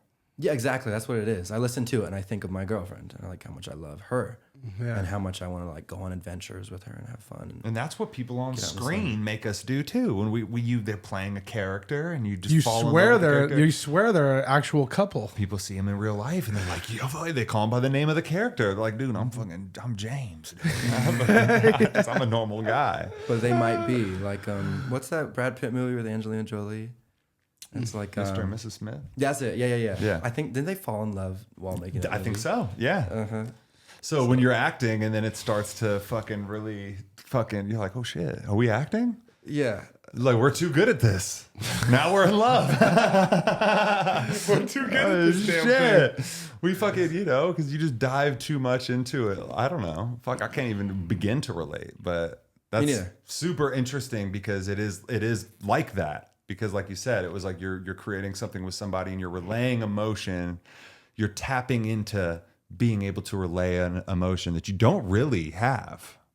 Because it's you like this person. Awesome. Yeah, no, fuck with you. Yeah, but it's I'm not in love with you. But then you can tap into a feeling that makes you feel a way that when you're writing those lyrics, they feel to the person wow. That's special, man. It is special. Yeah. Totally. And that's part of why I love music so much. It's a big thing. Of how much emotion you can put into music. So would you say that is there a lot of your music and shit that's come from past relationships or so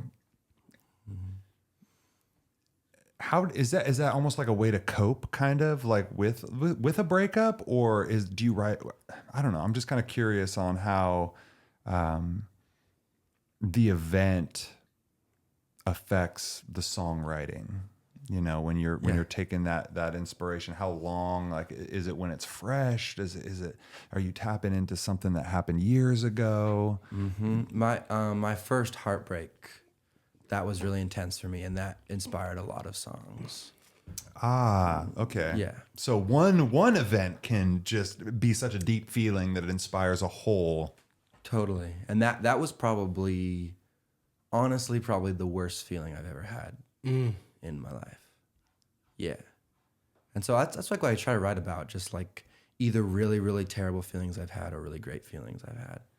I like it all. I just like to feel. I like music that makes you feel. Oh, it's crazy because even the ones that you write that are of heartbreak still make me feel good. Yeah. Interesting. It is When you interesting. turn it into music. It is interesting. But I mean, when you leave it as a feeling and you just got to live there. Now, Take a Break wasn't based on a real situation. Is that right? It was. It was. It was. Because I thought from your post, I thought that it said like nobody in particular. Yeah. I guess I was being coy in that moment. All right. And so because I fucking like, number one, I really I was surprised by that. I was like, dude, how is Shawn able to like reach into this not even a real place and just create this shit that feels so real? It was real. Wow. Yeah. But that's one of those songs that is about it's not about heartbreak, but it's about, like you said, it's about something that's just not working right, and something where you kind of... Yeah, I think that song is about like what someone who is really healthy would do, you know, like emotionally healthy. And that I guess I was kind of writing that because that's how I wanted to feel. And I think maybe writing that and listening to it over and over again helped me feel that way.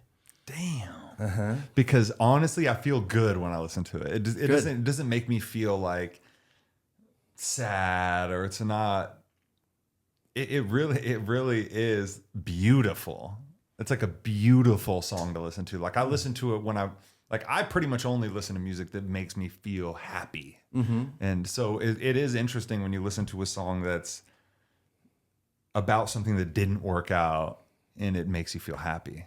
You know, like, Yeah. That was just me really wanting to be happy, I think. Yeah. And so when you're saying that you were actually not happy, projecting what you wanted to be like, Yeah. and then it came across this way that I think it helped. Yeah, I think it helped me a the lot. fact that you fucking listened to it over and over again, and it literally was the affirmation that like changed you. Yeah, that's powerful. Into that mindset. Maybe more people should do that. If it's not music, just like recording something, just like your voice. I've actually done that too. Like there's some like recordings on my phone of me just like talking to myself.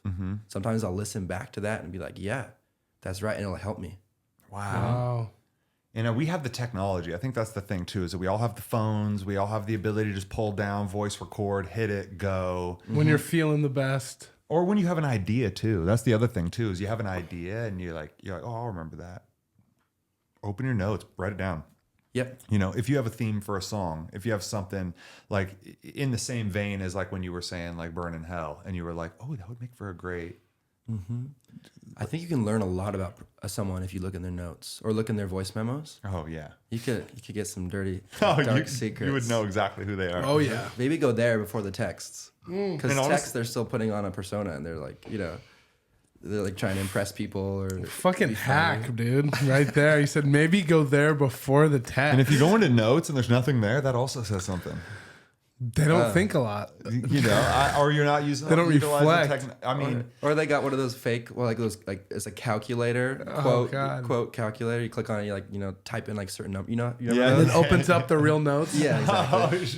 There's some trust issues in this room for sure. Absolutely. There's Me included. there's definitely like I just like part of this podcast is I just always want people to feel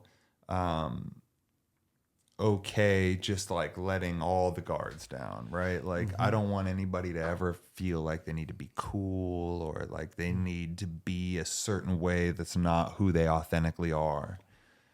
Because I feel like we need to do a lot more of just letting people draw the boundaries for us. If I go too far, if I'm talking too much, if I'm asking too much, if I'm, stepping over boundaries, then you'll draw those boundaries. Yeah. Like I have to allow people to draw those boundaries and to tell me. And then I'm like, okay, Cody doesn't want to talk about this. Mm-hmm. Cody's cool talking about that, and then rather than me presetting things that don't exist and creating my own boundaries, and now I'm limiting who I am to people. Good point. Which I feel like is just something a lot of people do. And I think it just comes from, us all just trying to project this, like who we want to be, when really it's like who we are is just perfectly fine. Yeah, and I think if you're the first person to open up, it makes other people feel better opening up. 100%. Yeah. And if you're willing to be silly and goofy and just not care, then other people are like, oh, it's okay. That might be part of why music is so therapeutic. 'Cause I think the best music is like the most real music. 100%. People hear that and they're like, oh, I can be real too. Or it's just refreshing to hear someone else talk about things that people don't normally talk about. Oh, dude. And how when things, I think that like validation too. So like when you hear somebody singing something in a song and you're like, I felt like that. Mm-hmm. It's like, oh shit, other people feel like this too. Somebody else went through that situation. I feel like that's incredibly powerful, especially for a lot of people who don't have a lot of people in their corners. Like a lot of people don't have, somebody, a mentor. I feel like that's crazy. Like a lot of people, I didn't have a mentor. I had mentors, maybe just people here and there that I would kind of pick things from, right, as you're growing through life. But we're all kind of looking for a little validation, right? A little bit of like I'm not alone in this, right? Like I'm not the only one who's had my heart broke. I'm not the only one who's felt awkward in a social situation. Which is a big one, right? We all fucking, God damn, dude, performing on stage, I like that alone is just like, oh shit. There's something so freeing about that. I'm actually like, I feel more comfortable on stage than like talking to people sometimes. Is that weird? That's weird, right? I don't think so. I feel like it's because number one, you're speaking to a group of people. Mm-hmm. And then sometimes when you're with just one person, it can just be like incredibly, nerve-wracking to have to fill the time. I need to be interesting. I need to like be able to keep this conversation going. The instruments definitely, I would say, help for sure. Musical instruments? I would say. Yeah. I do feel more comfortable with the piano. Yeah, like, I mean, if you watch anyone, yeah, exactly. If you watch anyone who is used to playing, when it's time to talk, if they have nothing to say, it's very simple. They know a little riff they play. They like, bust something out real quick. And everybody communicates different. Yes. Where Shawn might not be the person that's like, his go-to is like, yo, let's sit down and have a conversation. Maybe the go-to is like, let me play you a song. I'm going to play you. Exactly. Right? Uh-huh. Sometimes some people get off getting on stage and saying, they introduce themselves and they say, I'm going to play you a song. That's all the talking they have to do. I had Kat on the podcast. And I brought her on. We chopped it up, but it was like I could really tell that her medium is photography. It's like, this is how I communicate. This is how, you know what I mean? Yeah. So when you learn people's it allows you to speak to them a little bit. To speak their language a little bit too. So it takes me a little bit to get comfortable too. Like I feel a lot more comfortable right now than at the start of this interview or this podcast. Yes. Yeah, good. This hangout, that's what it's called. It's a hangout. It's a hangout. And by the way, a lot of people are nervous, but it's just a hang, So to get in front of a mic. I get so fucking like anytime I gotta meet somebody, like if somebody's just like I get weird anxiety, like even if somebody's just like, yo, we gonna just be, at this bar. I'm just like, okay, cool. I know. And no, I'm cool, right? And then they're just like, yo, I'm bringing a few friends. I'm like, who? Who? Why? Where? Huh? I know. It's like, bro, you go to a public place, there's already people there. What does it matter who's coming? Anybody can come. And I'm just like, but now I just feel like I don't know these people. I just feel weird. I don't know. Yeah. You know what I'm saying? As soon as I'm stepping outside of my comfort zone, even though I'm a talkative person, I still get this like fear of the unknown. Yeah. And also like when I'm performing, it's like kind of musician sometimes. Like I feel really comfortable playing to like most people, but sometimes when like a musician I really respect or think is great comes in the room, like something in me changes. Yeah. You experience that too? I've experienced that too. remember that. Yeah, I've definitely experienced Yeah, that. and I've seen it in other musicians too. Like I can tell almost immediately it's a switch. Like, oh, this person's here. Yeah. they, like, or lock up. you're like, what happened to them? So you look around the room. Oh. Who's here? Yeah. And then you're like, that's who's here. So what I like to say is I've I like seen to that say before. That's so funny. This is the thing I was talking about in the last episode is like having which I keep talking about this shit even at my house too, is like having a psychedelic mindset. It's not about doing psychedelics. It's just being able to like zoom out and realize logically that the person that I care so much about that just came in the room wants me to just fucking, like, I should be letting more loose. I shouldn't be tightening up. I should be just, they want more authenticity, more. It's one just in the moment, not thinking, not like just being me, being weird, being silly, being crazy. That's what that person wants to see. They don't want to see fucking, oh, shit. The thing is what you're saying is 100% true, Zach. But sometimes, like, you don't know that person's intentions, but you still respect them. Well, you know, the thing that I know And so in my you'll brain, see him in the you'll see him in the crowd, and you're just like, you haven't got to that point where you know that they want you to win.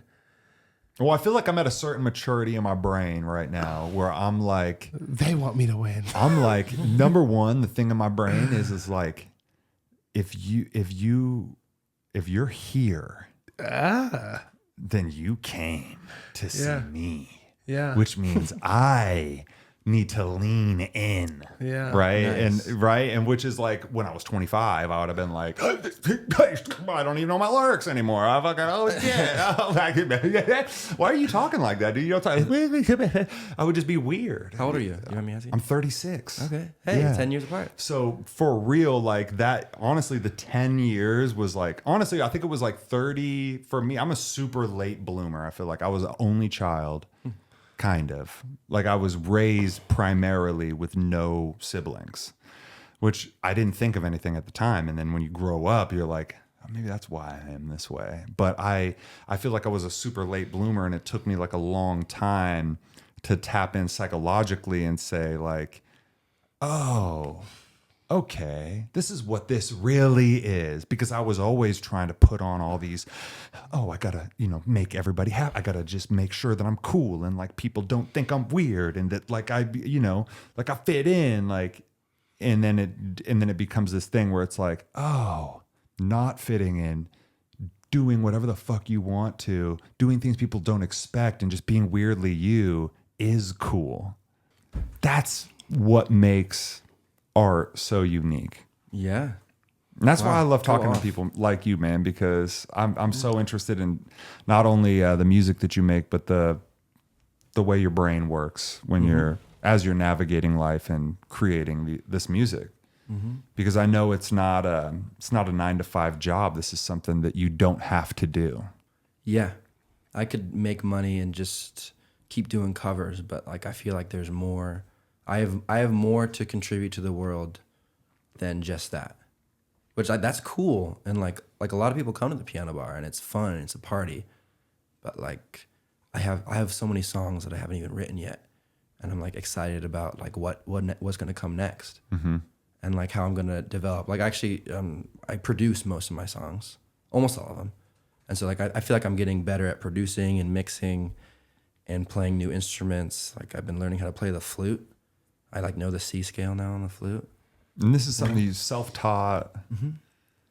Yeah, and I think the next thing I want to learn is like the lap steel, or like What's I'm in the that? market for a lap steel. It's like those. You ever see those people play those things? It's like strings, but it's like horizontal, and they have the little the thing on their finger that they slide back and forth. Fuck, I love those. Yeah. So like you like Casey Musgraves. I really like Yeah, Casey Musgraves. yeah, She yeah. has a lot of that in there, That's and banjo sick. too.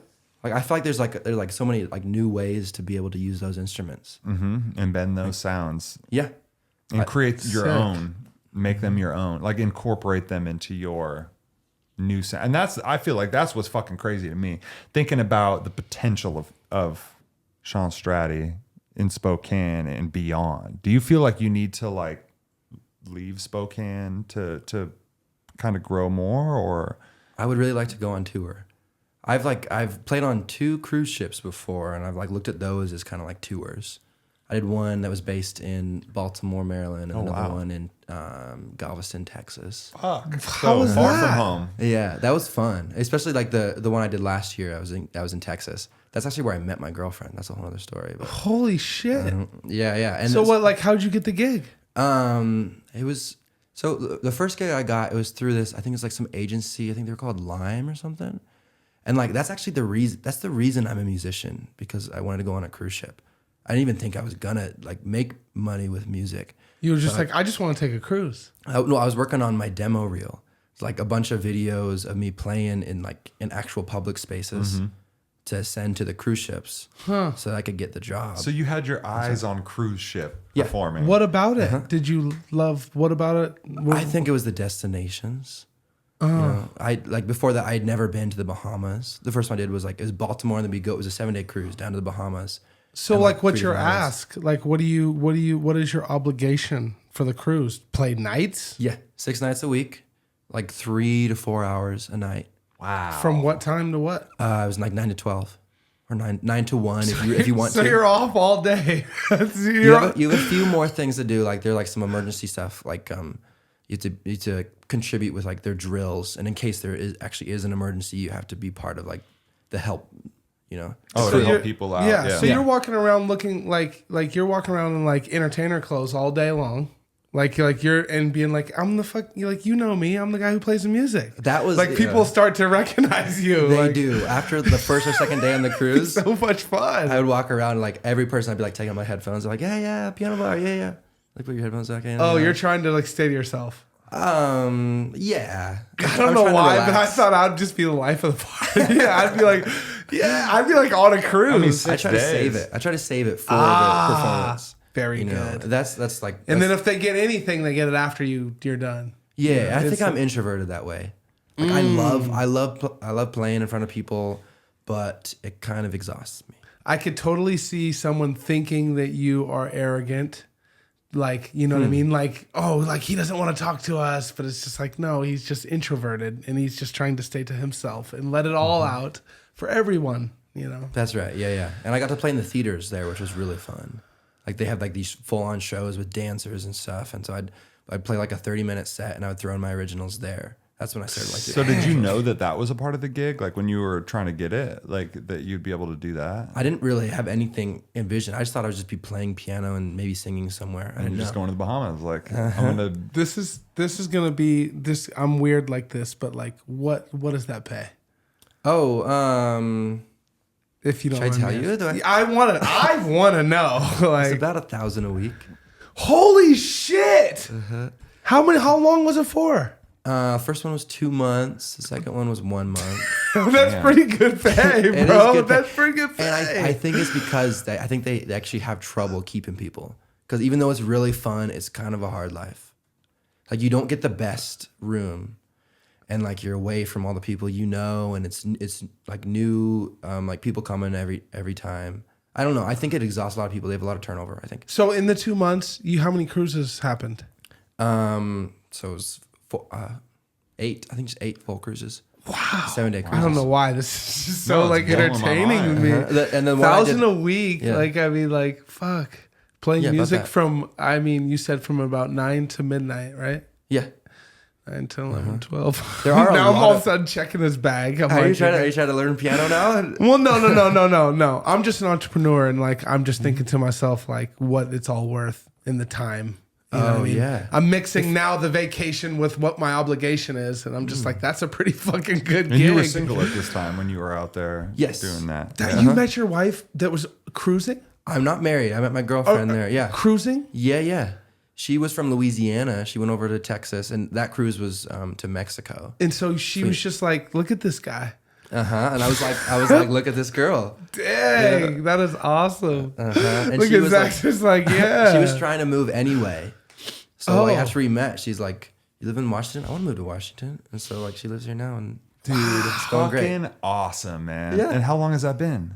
It's been almost a year that we've been dating. Beautiful, dude. Does she like it Damn, up here? that wasn't long ago that you met her No, down there. it was a year ago, like just about now. And that was on a cruise. So you were doing these That's what I'm recently. saying. That was Yeah. a year ago. Did you meet a lot of people on the cruise that you keep in touch with? Yeah, I'm friends with a lot of people on Facebook. God, what a life, dude. Some of them bought my T-shirts. That was cool. What a life. I was going to So- ask if you had merch. I do. I got some new T-shirts being made. Like Oh, summer. someone bought your T-shirt from knowing you before. Yeah. I see. I What a journey. Send it down all the They're way to just Texas. like, I first saw this dude on a fucking cruise ship down in Texas. You know, I could totally see it. No, that's cool, man. Good for you. That was fun. Yeah. And like just going like Would you do it especially- again? Yes. Doing it for a month was hard for me. Too honestly. long or Too too long. little? Oh, Too long. okay. Too long. Yeah. You want to do a So- couple trips and come home. Couple trips and come home. Exhausting, like you said. That's why. I could talk about this for a while. I have like a full list on my phone. Actually, I'm like such a list person. I have like a list of all like they're like the pros. They're like 10 bullet points, but they're like I wanna 10 hear or them. 11 cons too. What do you? I mean, what are the pros? Playing for new people. People are really excited about the music.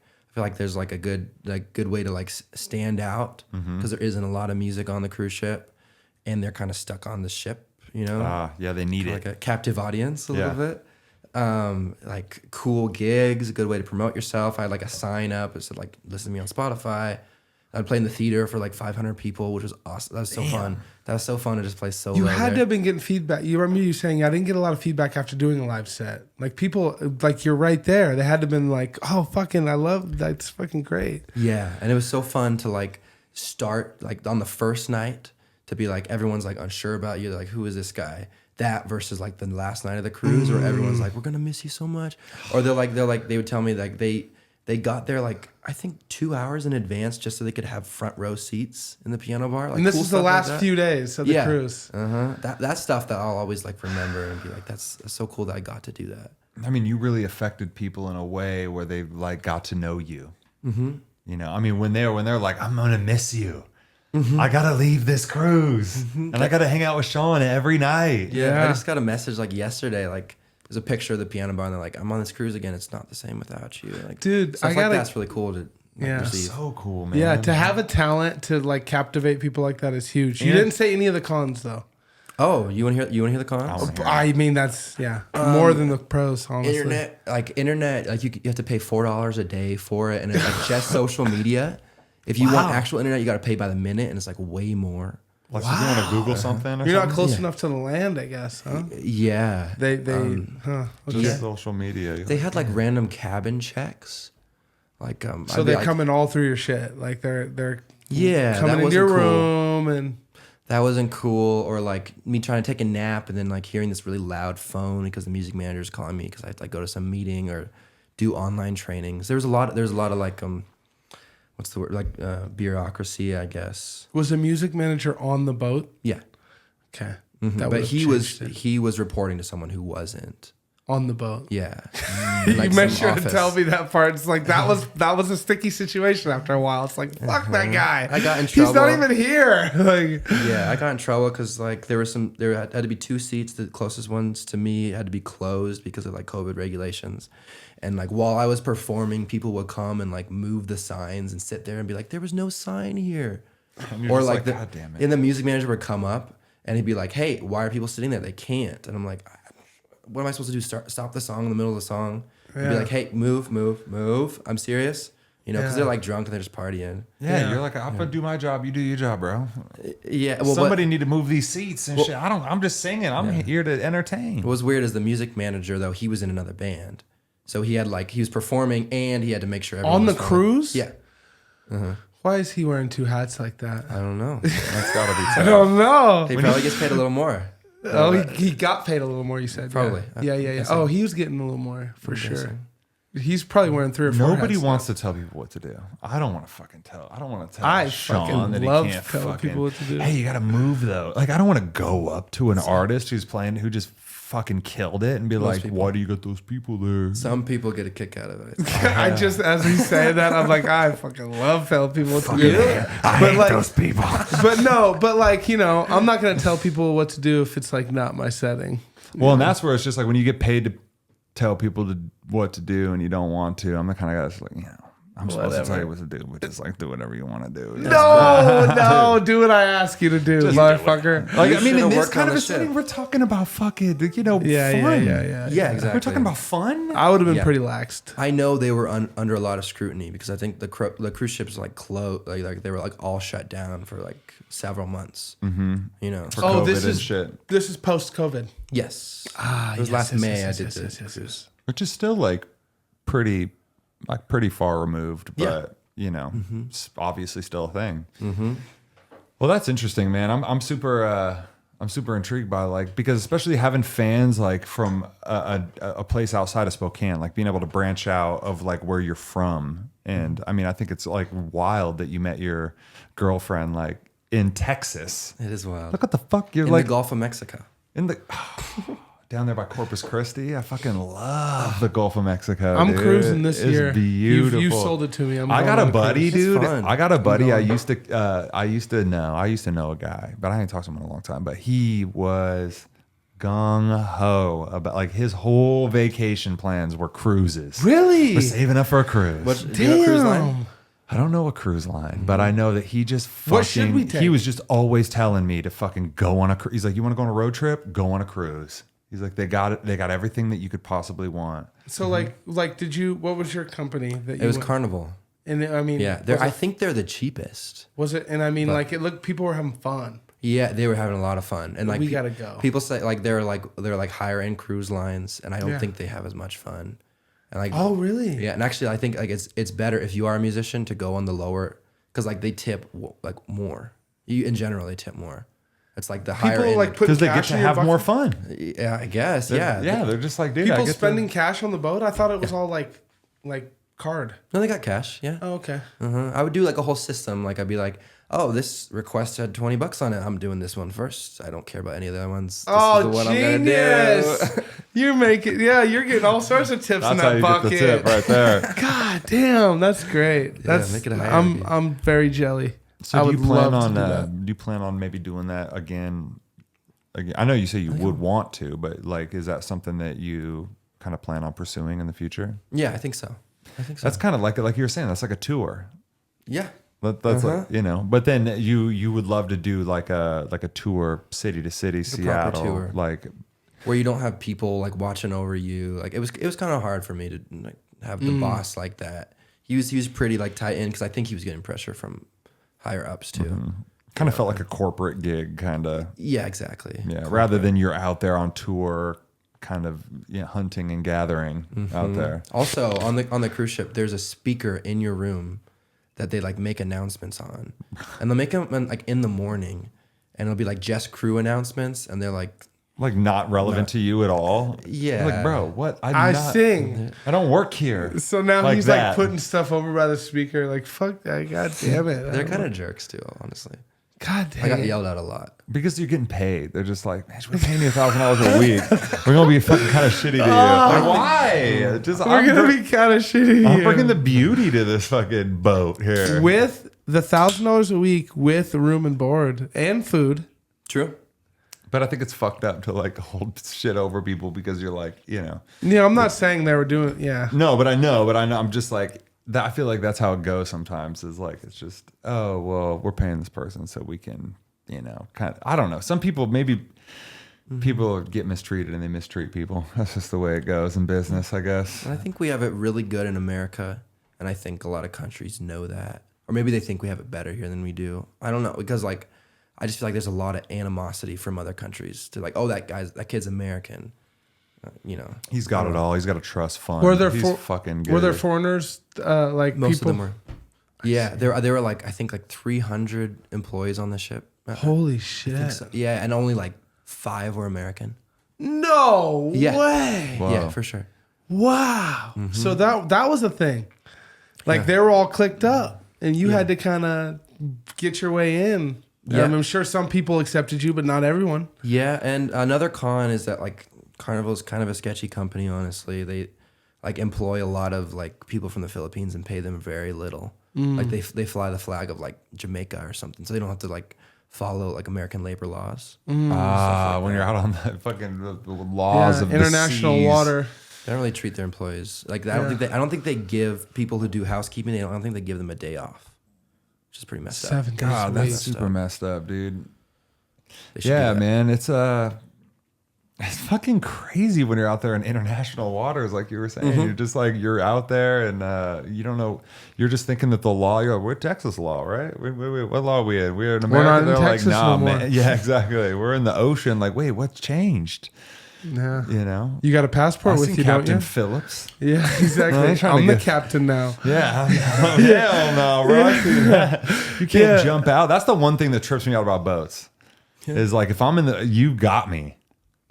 If someone is like, "Gotcha, bitch," I'd be like, No, you don't. And they're just like, okay, "I can't maybe. go home. There's no land." They're like, maybe I don't. And they walk away. And you're water just like, scares the shit out of me, Oh. dude. And the sky. Like if my feet are on the ground in America, I feel like I can run or something. You Yeah, know? that reminds me. No, like motion, like you were good from day one. No motion sickness. The boat is he big enough?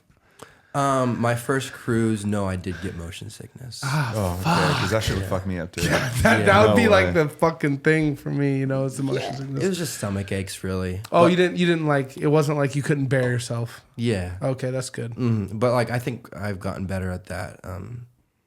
Yeah, not to like change subjects or anything, but I also fly airplanes. Oh, So- sick. What? So that That's helped. Yeah, I did. Yeah. Do you ever pilot? You're working on a pilot license? Yeah, my student pilot license. I'm like, I was trying to schedule my test for this month, but it just wasn't working out. So I got some stuff to do before I get the actual private test. I can take passengers up. So Oh, who, sick. who got you into that? Was that you just like intrigued in that and went for it, or? So I think so my oldest brother got his license first, and my second to oldest brother, he got his license and he flies for airlines. He flies for Delta. Oh, dope. Yeah, and so I just think it's cool. So cool, dude. Yeah, super trippy though. Like, So are you doing? Are you doing the whole? Do you fly buddy pass around? I've the done that country? before. It's great. what's that? Well, his brother flies. He'll tell you what it is. Yeah, so like if there are empty seats on the plane, they can put you on, and like all you got to pay for is taxes. But that's if you a have free like a flight. brother. Yeah, it's like you got to be in on it. It's how I went to Florida this winter, and it was on a buddy pass, and it's fucking lovely. So that's what that was that you're telling me about. So that's like, but that person has to be flying. No. They just have to kind of like you like you're in a different system to where like it's a standby ticket. So when you show up at the gate, there's no guarantees. So when you get there and they say, hey, there's 5 open seats and there's 3 people checked in, like a flight attendant, a pilot, or like any direct family. Like, so he would have been direct family. Yeah. They'll get on the flight before me, but anybody beyond that, then I'm in line to get on the flight. And so you can get stuck in an airport. So when you brought your family, you had 3 people. Yeah. And so you're gambling. Big time. That's wild. Big time. And so what ends up happening is it's all about the gamble. So if you're all trying to get to Florida, and the people at the gate will kind of talk to you and they'll be like, we'll all get you to Florida today, but we're going to split you up. He's going to go first. And then we'll put her and your son on next if you guys want to go that way, or you guys can all fly together, but like, you know, we have to wait for a flight with 3 seats. So is that what happened? I've never had that happen, but they've kind of like been like, it could So you happen. almost got split up. Yeah, I've got stuck in airports multiple times. Have you been stuck in airports? Just once, yeah, and I ended up actually just buying a ticket. Oh, Like, did you just bought one? You're like, I'm not doing this. I didn't get on 3 planes in a row. And Oh, yeah. Take my money. The most recent one was 3 planes in a row, and I left the airport and got a hotel room, and it completely defeats the purpose of flying standby when you have to do Spend that. all that money. sometimes it's really nice because you get a first class seat. I've gotten that Yes, before too. Which is yes, fun. It's because great. the Sometimes it only works out open great. seat is in first class, baby. That's great. It's great. I'm just like thinking about Cody showing up to one of these, like, you don't even know if you're gonna get in. He's got his whole family with Well, him. no, see, here's It's the like, whole we're trying thing. to go to Florida. They're like, well, we can bring 2 of you. Sorry, baby. No, well, the whole We thing going. is like there's a whole back end hustle to it. So his brother can get in on the flight list and he can see how many open. He would never send him to the airport with a full roster Okay, going. okay. He'd be like, bro, you want to go this, you But want to go. things can happen. People can buy those seats up. Well, what happens is weather happens.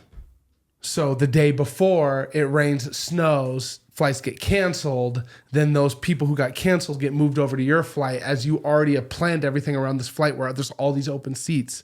If he's probably been there, he's just like, you've probably been in that situation where it's like you thought you were going to go somewhere and it's like, oh, we have to wait a day or two, you know. But it is a hack. It is cool, but at the same time, it's not free. You got to pay the taxes. And that's on the it. way back too. So like when you're in, because I'm just trying to think of the whole thing. Like, okay, I got to the airport. The gamble worked out. I got to Florida. Now it's like you're thinking like a days left until you're coming back home to Washington from Florida, and you're like, man, I hope that you gotta be gigging. You gotta own a business or something. But if you're flying solo, if you're one dude with a backpack and a guitar or something, it's life in the best way. Yeah. Because if you can't go to your destination, 90% of the time, the people will be like, you want to go to fucking Chicago. Yeah, they'll be like, where you That's want to cool. go? Like that flight's full going that way, but we could send you over to fucking New York for a day, and then we'll jump you on a plane in New York, and it'll bring you down to Texas. Like, what do you want to do if you're flying solo? You know, Yeah, that's cool. it's fucking sick. All right, well, I dude. know Shawn now, and so if you start flying for Delta one day, Yes, we all get buddy passes. Yeah, I no, think- Shawn's gonna be up there, fucking wedding singer style, just fucking on the plane. On the plane. There we go. No, I won't do that. I don't think so. I mean, unless you get the keyboard up there too. Oh, that's true. But also, I think like I don't think most people on a plane want to listen to music. no, you're right. They want to listen to their own music, or even like like sometimes do you get annoyed with the pilot? Sometimes they're talking way too much. Well, it just depends on like if they've got the juice or not. If they don't have the juice, then I'm annoyed. You're like watching a movie and it gets interrupted. Yeah, and they're just like, hey, you know, and if they're good at their job, it's great. But if they're not good at their job and it's like they're just freestyling on the mic, then it's not very good. You know? So there's some finesse as a pilot. to Well, be able they'll to- make you laugh a little. They'll scare you a little. You know, did you feel that jolt halfway through the flight? That was lightning, See, folks. I don't like fucking with people like this, bro. I'm like, leave me alone, bro. Don't You fuck just with my keep that overthinking thumbs up, you brain. know? Yeah, like I'll start being like, oh shit. I don't. There should be like a button you can push. Be like, I want the pilot's updates or I don't. Maybe because like That's sometimes the I'll, like- future. You think so? Yeah. That's in the future. Just a Well, I fuck mean, off but they button. gotta like work out all these planes they already built though. They're not gonna add that to nothing. It's like they gotta fucking. Like, I need you to just stop. Like, yeah, like a mute them out button. Like, yeah, just keep talking, but not over here. And, It stops all the movies. You're watching a movie like on the Yeah, oh yeah. I don't think It's- I've ever, guys. I have never been on a flight where they Oh, had where there was a movie available. Okay, I was about to say like finish a statement because like I know you've Oh, flown. I've flown. Yeah, I've flown a bunch, but I feel like all my flights have been puny, so I've never had like a. I did 16-hour flight. flight and it was multiple movies. Where'd Yeah. you go? South Africa. What, straight from Seattle? No, it was we stopped in New York and stayed on the same plane. It was 16 hours with like time setbacks and all that stuff. Whoa. So, and you know, it's multiple movies, and the plane's big enough to where they encourage you to like get up and walk around. You do it again or what? You know what? That was probably the hardest part about that whole fucking thing. It's like flying? my feet were. I don't have bad blood flow, and my feet were swollen for like a day from sitting down for 16 hours. Like when have you ever done that? You know I what I couldn't. mean? I don't know if I could. When you're talking Oh about, God, it'd be severe for you because I know you have ADHD. can't do it, bro. Like all your surroundings, 16 hours. Like I gotta change this shit. Or I you just know went what I to mean? Phoenix and I was like, this is 3 hours. Like, this is severe. I was like, Yeah. holy shit, man. I'm just tall and I always just get fucking jammed in I'm there just with tall. the wrong people. There's always some fucking marshal that's got to sit next to me. I'm like, God, do you? And they're need to-" big. Like, there's an open seat and it's like me and my girl and my kid. And I'm just like, oh, we got it. We're good. Like, we got a free seat. And then all of a sudden some guy's like, oh, yeah. And you're like looking at the plane and you're like, we're about to take off. We're good. And then like more people keep coming on. You're like, oh shit. And they come back and then they sit in a seat. You're like, okay, that ain't us. And then they come back and they sit in a seat and then you're like, we're about to go. And then one guy comes back and he keeps coming back all the way to the back and he sits right next to me. And I'm like, God damn it. I hate flying. I honestly, it's the claustrophobia for me. Yeah. But it's like in the sky too. Like if I was in a bus, like on the ground, and I could like stop it and get out and walk, But breathe see, some air. I don't know. Then it wouldn't make sense to like go to Arizona. It's No, it like, doesn't God make sense. damn it, that's too long. Doesn't make sense. Just take a car. We were gonna like, because when you go somewhere fun, you're like, oh, let's stay a couple more days. And you look at the flights, you're like, let's not. Yeah. And then you're like, well, maybe we could drive. And you're like, no. Like, what's that rental look like? What's that? Oh, what's the distance? Jesus. 3 hours to 14? Yeah. That's a few days. Yeah. You know? Like, It's a long drive. it's a long. Have you done long road trips across country? Yeah, actually, I did a trip from San Antonio, Texas, up to Spokane. Cool. that's wow. that's a lot of driving. Yeah, it is. And like we went through several like national parks. We went through like what's the one in Utah? Is it like Are you talking about Badlands or whatever? well, we saw the White Sands National Park. That's awesome. That's over kind of That's a by cool spot. there, and there's a couple over. Wait, others. where? Badlands. Don't quote me. I'm not sure. I thought it was Utah, but maybe Okay, not. Utah, Maybe it's yeah. Colorado. That area, or though. some area. Like White Sands National Park is awesome. Probably saw Devil's Tower, and you're kind of in that area. Did you see Devil's Tower? Okay, I don't no. think so. No, but I went to Zion National Park. Oh, sick! That that's was awesome, That too. was awesome. These are good places if you guys are trying to do drugs. I mean, like Yeah, exactly. Yeah. Joshua Tree. Wait, where's is another Zion? one. So Joshua Tree's California. Is Zion California too? I think is that Utah? I think that is We'll Utah, have to actually. check. Someone look it up? Michael Who's your fact show us. checker? Yeah, Mike. Oh, he'll fact check us. Oh, we got. If we're getting this wrong, we'll make sure we know. Mm-hmm. But yeah, I went to South by Southwest, so I cool. drove down and drove back, and we wow. went to San Antonio, and we drove. It's a fucking trek. I was over it about 2 days in from Texas, headed back up here, and we had 3 more days. It was so long. Yeah, you need 2 drivers at least. Yeah, for sure. Yeah. Unless you're taking your time with it. Which is like the ideal road trip, right? Is you For want to sure. be able to like take your time. Drive for 5 or 6 hours or something a day. Like you me know? and me and Yeah. my girl No more. are planning a trip for her her 30th birthday, which will be next May, and we Nice. want to travel from like on the 101 Pacific 101, all the way down, like from Oregon to San Diego Easy. in a rental. Easy. And then you just dump the rental off, hop on a plane, fly back to Spokane. Easy. So that Yeah. way you can get rid of all the, because you guys drove to San Diego and then drove back, Yeah. and the drive back is like the hell of the situation, because the whole way there you're like, oh, this is fun, like this is adventurous, we're seeing all these new places. On the way back you're like, let's just fucking get there as fast as we can. It just kind of depends on how you look at it. I looked at it as 2 vacations. We took one way there and one way back. We never try to travel the same way. Oh, that's cool. And so therefore on the way back, although you do have obligations that you're coming home in, you're going to slide into home plate with people calling your phone. You are basically getting a second vacation. Just Well, about that's how good. you look at it. Yeah. So but yeah, it sucks. Because even- a day before you get home. Yeah, it sucks. Even if I drive to Seattle, I'll drive to Seattle, go in there. I'm like, oh shit, we drive road trip, getting out of Spokane. And then you have all your fun. And then you're like, we got to go back. You're like, can we just get there? Yeah, and you don't Can we want to just go. You don't want be to go home? a different way from Seattle to Spokane. Like, Never. No, you That's- don't. I have. That's true. Okay, so I get it now. You can't take a different route. like you what take what kind of messed up road are you gonna be on? Highway No. 2. Have you guys Okay. went through Leavenworth? No, yeah. It's So beautiful. It is nice. You go through Gold but Bar, the all second that. you do it, you're like, why the fuck did we do that? It turns like a 4-hour trip into like a 10-hour trip. Do the long one first. Yeah. Oh, true. Go the scenic route and then smash back through the desert. Yeah, very practical right there. Do the long one on the way there. Yes, Mm-hmm. yes. Sean, Yes. thank you, man. Is this the end? This is the You wrapping end. up? This is it. This is. Oh, we're music. here. Well, yeah. We can bust one for us after this. He's Yeah, gonna I'd play love one. to. Yeah. Okay, cool. Let's hear it. The background's like so nice and jazzy. You know, it's like,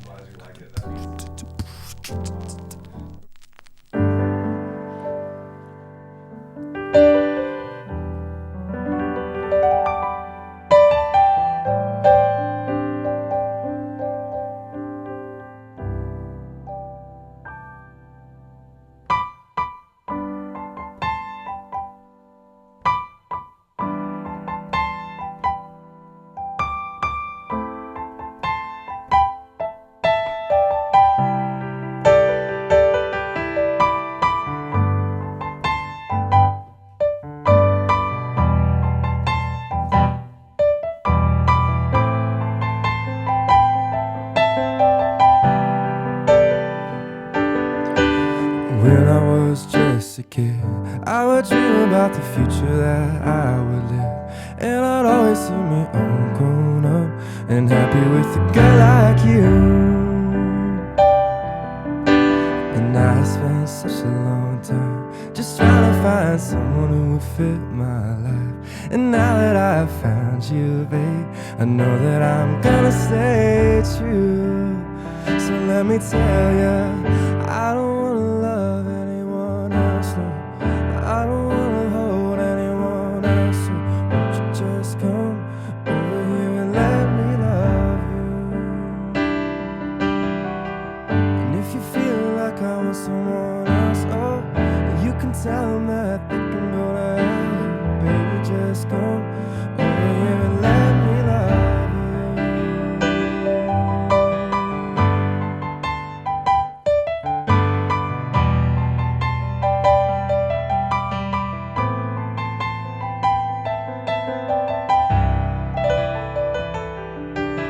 And I know that it's not always easy to love me, so I'm gonna do what you need me to do, so that there's no doubt in your mind about who I am. And I don't care who will see me, no, that won't change anything for me, believe me. And I'll say all my best lines for you, baby, 'cause I'm your man. So let me tell ya, I don't wanna love anyone else, no. I don't wanna hold anyone else, so won't you just come over here and let me love you. If you feel like I want someone else, oh, you can tell them that they can go to hell, oh, baby, just come over here and let me love you.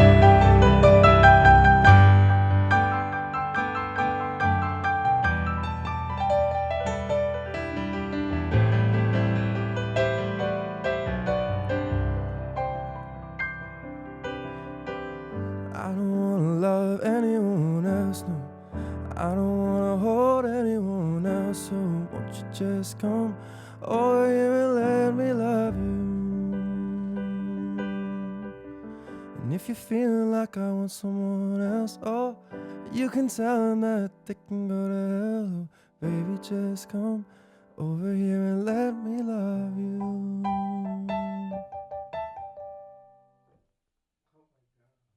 That's it. Wow, man. You come over all right? That's fucking awesome, dude. Woo! You're a performer, dude. I just want to, just let everybody know where they can find your music and find you, your personality, you physically. Mm-hmm. Where can people find you? Shawn Stratte on most platforms. I think I make all music platforms and social media. You're on Twitter. I don't post on Twitter. Okay, there we go. So Instagram. I do have a Twitter if you want to see updates of my Instagram posts. That's what it is. It's like connected. You know? So if you have Twitter and not Instagram, yeah, it's a good place to follow them. I don't really tweet, but maybe you could see like if you want like some captions, you can just look at my Instagram captions. Or it's like if you're just like on Twitter and you're just like, I don't use Facebook, and then you're like, but I want to go see Shawn's show. Mm-hmm. You're gonna see that. Mm-hmm. All right, so follow the man. Yeah. Beautiful. Yeah. Okay. Appreciate it. Facebook, Instagram, YouTube. Yes. YouTube. Shawn Stratte. Yep. I'm just trying to get as many people at the show as possible. Yeah, I think it'll be a lot of fun. And let's do it. May 27th, Lucky Yes. You Lounge, Shawn Stratte, beautiful music, a weekend of beautiful enjoyment on Memorial Day. What more could you possibly want than to be literally, what is the word? It's serenaded. Yeah, I struggled That's with it the earlier. word I'm thinking about. Yes. Serenaded by this man. I'm very excited to see you the live word. because I've been listening. I think that's another thing is go on to Spotify when you guys watch this podcast. Go check out the music. Get yourself excited.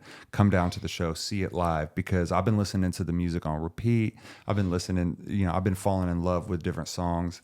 And I feel like it just is such a deeper connection when you get to take that experience and then match that with a live experience. So thanks for joining us on this podcast and, Thank you, dude. and just being yourself and being awesome. Yeah. Hey, thanks for having me. Hell yeah. You know, you got a lot to say and a lot of interesting things to say. I'll probably listen back to this and like listen to the things you said again, probably. Okay, I cool. feel like you said 'cause some deep stuff. I was about to say So did you. So did you. Thank you. Yeah. All right. Cool. Thank Follow you. Shawn. Check out the music. I love you guys. Until next time. Peace.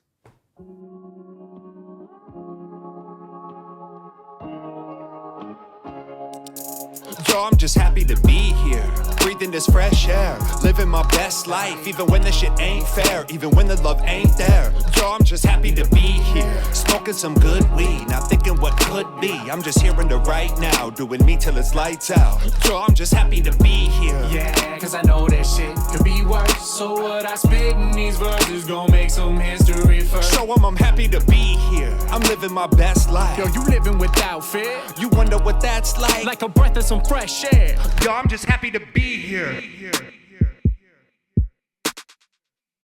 Shawn Stratte. Hello. It's Stratty, but that's okay. Is it? Yeah. Well, It's there fine. you go. That's fucking awesome, dude. I've literally been saying it wrong for, I don't know, maybe over a year now. Yeah.